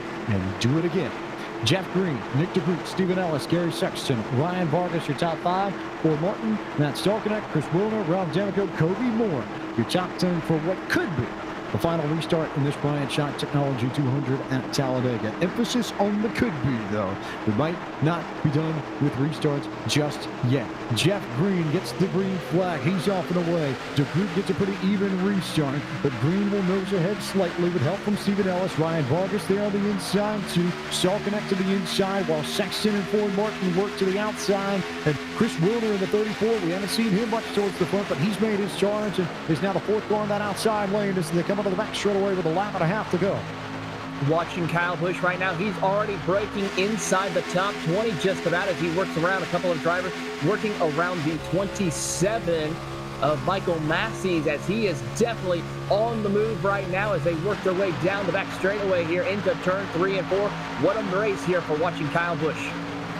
Just hanging tight here. No wrecks yet. A few people sideways in the corner. We'll see if we get the white or if we get the yellow as the group will nose ahead of Jeff Green coming to the line. Clean to the trial so far. Bouncing off each other are the leader and the 38. And we get the white flag. They may wreck going into 1, but this is the last lap of the race. 1 lap to go, 1 attempt. Kyle Busch taking it 3 wide in the middle as he tries to push. Looks like it's going to be Nick DeGroot to the outside and then comes down the back straightaway. Around goes Jeff Green. We are still under green flag conditions. Jeff Green gets turned. Here comes Kyle Busch with help. Matthew Stallconnect there to the outside. Nick DeGroot drops to the inside. Ryan Vargas gets shoved out of the way. I think that might have been Chris Wilder who got into him. They'll come up and come to each other. It's Stallconnect trying to go on the outside. Nick DeGroot trying to make it happen on the inside with Gary Sexton. But Busch pushing Stallconnect on the outside as the 89 and the 13 get decoupled. Here goes Stallconnect to the outside with a race lead. Busch is going to go to the middle. He's going to go to the center. And Kyle Busch is going to come through it all and spin at the line and win the Bryant Shock Technology 200. He didn't even need a green-white checker to get it done, but Kyle Busch winning at Talladega, and that took every bit of the skill he's picked up in his Cup Series endeavors and then some. But Kyle Busch to victory lane in the season opener for Monday Night Racing presented by Tufco Floyd. What a race indeed. What a drive for Kyle Busch. That is a NASCAR champion for you. Started in 24th on that green flag start and got to the race win here tonight. What a drive indeed. What a race overall, James. I was surprised. I thought we were going to get a green-white checker in some way, shape, or form beyond this one, and I wasn't certain if Kyle Busch had the time to make it up there. The skill was never a doubt, but 20 cars was a lot to ask for, but he found a way to make it happen and cut through the middle. Had to be bold, but you have to be brave in situations like that, and you get wrecked, you get wrecked. You get turned, at least you're going for it, and he just found the opening. He figured that Stallconnect was going to try and stay high, and Busch dropped him right in the middle of the tri-oval, the only spot I think where you could fake somebody out and then just carry the momentum through to victory. He certainly did carry that momentum. I mean, look at a couple of other drivers who were trying to get involved in the mix. Gary Sexton, as well as the 46 of Stephen Ellis, also involved in that great battle. Ford Martin as well. As they come across the line, watch this replay. There's Kyle Busch with the needed momentum in order to get by both drivers. Stallconnect just pushing him around, trying to push him out of the way and continue this battle, but across the line, sideways, in style, Kyle Busch, your race winner tonight. We said at the beginning of the broadcast that Talladega never disappoints with the viral kinds of finishes, and I think this is very true to form. Another wild finish at Talladega, and Kyle Busch comes out on top of it all to win the Bryant Shock Technology 200. And as he celebrates, we will go through the full field rundown and tell you where your favorite driver finished. Kyle Busch, your race winner tonight in the Bryant Shock Technology 200. For the season opener of Monday Night Racing presented by Tufco Flooring. He gets it done ahead of Nick DeGroot. Matthew Stallconnect finished in the third spot. Fourth went to the 46 of Stephen Ellis. Chris Wilder rode around, gets a top 5 at the end of it. A great drive at the very end for the MRN reporter and NASCAR Productions employee. Ford Martin, owner and founder of Monday Night Racing, finished in the 6th spot. Ryan Vargas came home 7th. 8th tonight was Gary Sexton. Josh Slate in the 48 car was 9th. D'Amico in the 29 car for Big Green Egg came home in 10th. Owner of TSJ 101 Sports, Noah Lewis, he will come home in the 11th position, followed by Steve Affont in 12th. Maxwell Kennan will come home in the 13th position. A big run for Brendan Mandonia. He comes home in 14th after starting 32nd. 15th goes to Drew Welker, followed by Chad Reed in 16th. Garrett Miller in 17th with Greg Stump in 18th. 19th goes to Mark Rabilius, and rounding out your top 20, NHRA champion, Ron Capps. Zach Eggert came home 21st for Kickin the Tires. DJ Cummings of NASCAR was 22nd. 23rd was the 53 of Josh Balicki. Jeff Green finished in 24th. 25th was the Kyle McFadden machine. Paul Sutton in the Hartford Whalers colors finished in 26th. 27th to the 15 of Kobe Moore. Brett Baldock out of Fox 46 WJZY in the Charlotte metro area was 28th. 29th to the 26 of Jesse Vaughn. 30th went to Michael Massey. The last car on the lead lap is the 33 of Jason Kepper, followed by Chris Rice in 32nd, 2 laps down. 33rd goes to Robbie Lyons, followed by Gabriel Wood in 34th. 35th goes to Michael Rossi, followed by Joe Adegui in 36th. Devin Henry, great run for him early on, but unfortunately will finish 37th, along with Dylan Welch in 38th. 39th will be Jerry Jordan. That rounds out your 39 car field for this Bryant Shock Technology 200, the season opener for Monday Night Racing at Talladega. We're now joined in the booth by our winner, Kyle Busch. And Kyle, when you came down pit road right before that last restart, were you banking on a green-white checker or thinking that you might get one and you might see a few drivers wreck in front of you to gain some track position? Or was it the game plan all along to just run through the field and pass 20 cars in 2 laps Earnhardt style to win this thing? I wish I had a plan. I had no plan. I didn't know what the hell I was doing. So I was banking on the fact that we were going to have more than one green-white checkered. So I figure, all right, my car was too slow on the previous restart with like 5 to go, whatever it was. And I'm like, I have no chance to win this thing at all. So I wasn't going to make my way forward. I didn't have a fresh enough car. So I ended up pitting. I knew it was a bad idea to pit, but I'm like, I have no choice but to win or try to win. So came down, got a fresh car and got some fresh tires and was able to work my way up through there, just thinking that we were going to have a couple attempts and just pray and hope that I could miss the wreck. And if I didn't miss the wreck, I would just have another crash repair. I had 3 of them left for the end. There was so much running through the middle that you did on that final restart. I guess for those of us who haven't really had the chance to run that, how much experience does it take just to build up the confidence to do that? Because I think most people would look at the moves you made and say, there's absolutely no way I would test that. No way I would try the middle because I know I'm going to get turned. And I imagine for rookie drivers out there, it's certainly a consideration. But how long did it take for you to get comfortable making moves like that? I've had my not so good fair share of iRacing so far. When we had those pro invitational races and stuff like that, I was mired in traffic and crashing a little bit and being stuck back in the pack, but it felt like I was decent and had good showings. Bristol, Texas, a few of those places, but Rex would take me out. So here, racing with these guys, it was really fun. I thank Ford Martin and the guys at Monday Night Racing here that helped me, give me an opportunity to come out and just have some fun. And with making the moves through the middle, though, I just was like, it's the only way to go. If I'm going to win this thing, I got to be bold and try it and see if it wouldn't work. And fortunately, when I got to a couple of those positions, those guys were trying to close the gap because they wanted to I don't know if they wanted to be in the middle, but they just wanted to be closer to the guy that they were racing. And then all of a sudden, it was like I was there, and they gave me the room. So it was a good race to come up through there like that. You did just mention that this is not your first rodeo in Monday Night Racing, and compared to the other events you've done in this league, is this arguably the most fun you've had, regardless of the fact that you won the race? Yeah, I mean, when I just took the checker flag and I'm crashing across the line, and then I come to a stop, like I'm like shaking because I was like, holy cow! I just drove through 26 guys on a green-white checker and won the thing. A few of the cars, they had damage as well, so their cars are going to be slower than my fresh car was. So it just worked. It was a perfect storm somehow. I had no idea. There was definitely no inclining that it was going to work, but somehow it did. Sometimes you're lucky, sometimes you're good, sometimes you're both. That's how it pans out. Kyle, congratulations on the victory this evening, and thanks for taking the time to stop up here in the booth and chat with us.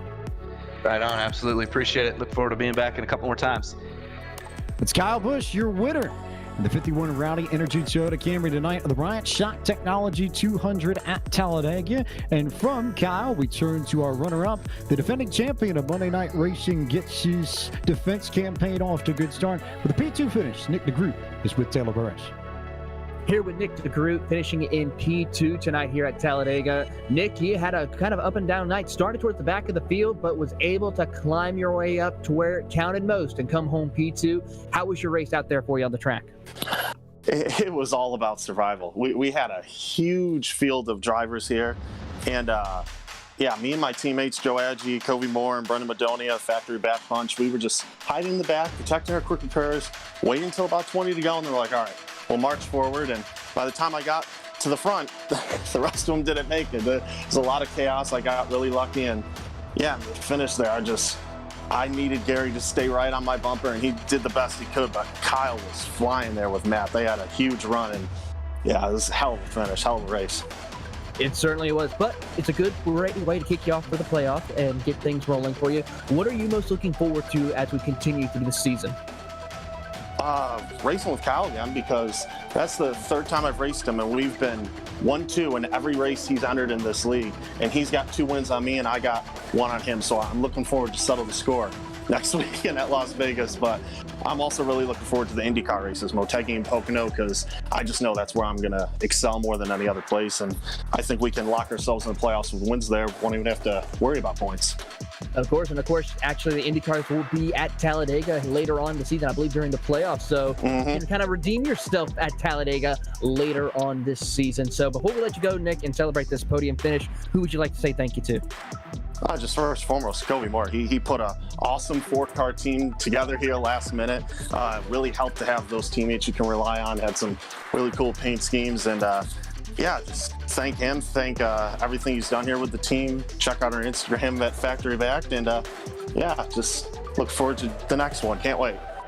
That is defending champion of Monday Night Racing, Nick DeGroot. He will come home second, and our James Pike has come and sat down with Matt Stallknecht. From one Syracuse native to another, as we're now joined in the booth by Matt Stallknecht, who comes home with the P3 finish for NASCAR folk. They had a few in this race, and Matt, it seemed like you found your groove in plate racing really early. It seemed like there was an innate sense of how to control these lanes, how to keep yourself at the front. Did you put any practice time into this in the sim, or was this just a case of you've seen enough, you've done it enough, you know what you need to do, and all you needed to do was execute? Yeah, no doubt. I try to do is, it's kind of hard to practice, obviously kind of restrict your plate, super speedway style racing on the sim. But I mean, yeah, I've always had a passion for this style of racing, going back, 8-9 years now playing on iRacing, and was always have really enjoyed it and have always viewed it as a super fun form of racing that I get really excited about, and have always really gotten into the nuance of it. So yeah, super fun night, and definitely a crazy battling Kyle up there all race long. You saw, I think, more of the madness up front than anybody else. From your perspective, throughout this race, it seemed like people never let up the intensity all that much. It might have ebbed and flowed a little bit, but it didn't follow the pattern of a traditional plate race where you do tend to get lulls in the middle. How tough was that? Just having to go, I would say, at least 80 to 85% mentally for the entire 80-plus laps.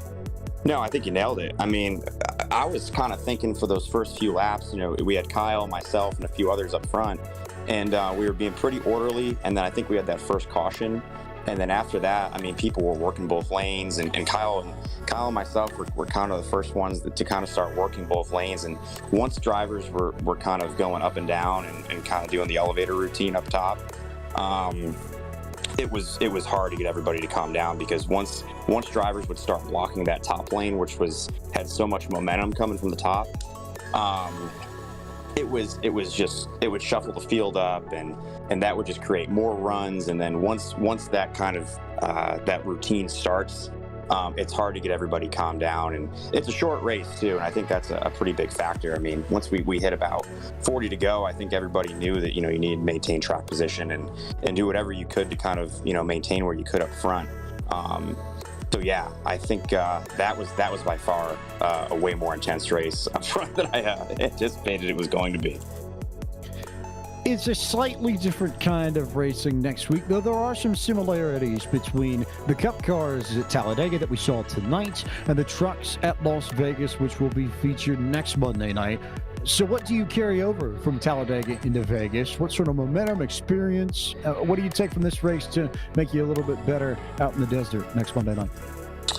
Yeah, I don't know if you can really carry a ton over. Just to your point, just kind of due to the nature of the differences between those two styles of track. But I think more than anything else, there's going to be a drafting component, obviously up front at Vegas. We know that with the trucks and how the trucks are kind of performing in this particular package that we have right now in this build on the game. So I think the guys that you saw tonight that were really able to manage traffic really well, I do think they'll be able to carry a little bit of an advantage going into that race for sure. But beyond that, I think just aggression. I think aggression was rewarded, I think, for the most part tonight, especially with the fast repairs. So the guys that were able to kind of get up front, maintain their track position, be super aggressive, and making passes, creating space on the racetrack and all that kind of stuff, I think there's going to be an element of that for sure at Vegas next week. Should be a lot of fun to watch. Should be a lot of fun to race. Congratulations on your podium, Matt, and we look forward to seeing you next Monday night from Las Vegas. Awesome. Thanks, guys. Appreciate all you do. Matt Stalkanack, P3 tonight in the Bryant Shock Technology 200, the season opener for Monday night racing at Talladega Superspeedway. And I don't know if it's going to be the same kind of crazy, but if you watched either one of the Truck Series races in March or September in real life, you get a good sense of what you're going to see at Las Vegas. And it might not necessarily be 3 wide all the time, but you're going to see 2 wide. You might see 3 wide in places. You're going to see door-to-door, fender-to-fender banging and a lot of crazy speeds at Vegas, which, as far as the mile and a half go, Taylor, is one of, if not the fastest mile and a half we have in all of NASCAR. It's probably one of the most exciting racetracks that we have as far as mile and a half is concerned, just by what we saw earlier this year in the 2020 Cup Series schedule. Now, we've seen that happening here in iRacing, of course, with many different races held there and a lot of different groups that we could see drivers try and utilize once we go to Las Vegas. Of course, with the Truck Series, of course, it's going to just be even more exciting. The trucks are always a fun show to watch at Las Vegas, and I'm pretty sure all the drivers here from Monday Night Racing will put on a great show for us next Monday. Everything sprang back into life with this Bryant Shock Technology 200 at Talladega this evening. It will continue next Monday night when the Truck Series goes to Las Vegas. We'll take trucks. We'll go truck racing from Sin City. 9 o'clock p.m. next Monday night, twitch.tv/Podium2, the Monday Night Racing Twitter, the Podium Facebook, plenty of places. You can watch all the action on Monday Night Racing presented by Tufco Flooring all season long here on Podium. But before we get to Monday night, 2 events that we can tell you about that you want to pay attention to on your calendars. First up, tomorrow night, the beginning of the final piece of the roads of the eNASCAR Coca-Cola iRacing Series starts up. It's the season opener for the eNASCAR iRacing Pro Series from the World Center of Racing, Daytona International Speedway. That'll be tomorrow night, 9 p.m. Eastern, twitch.tv/Podium eSports.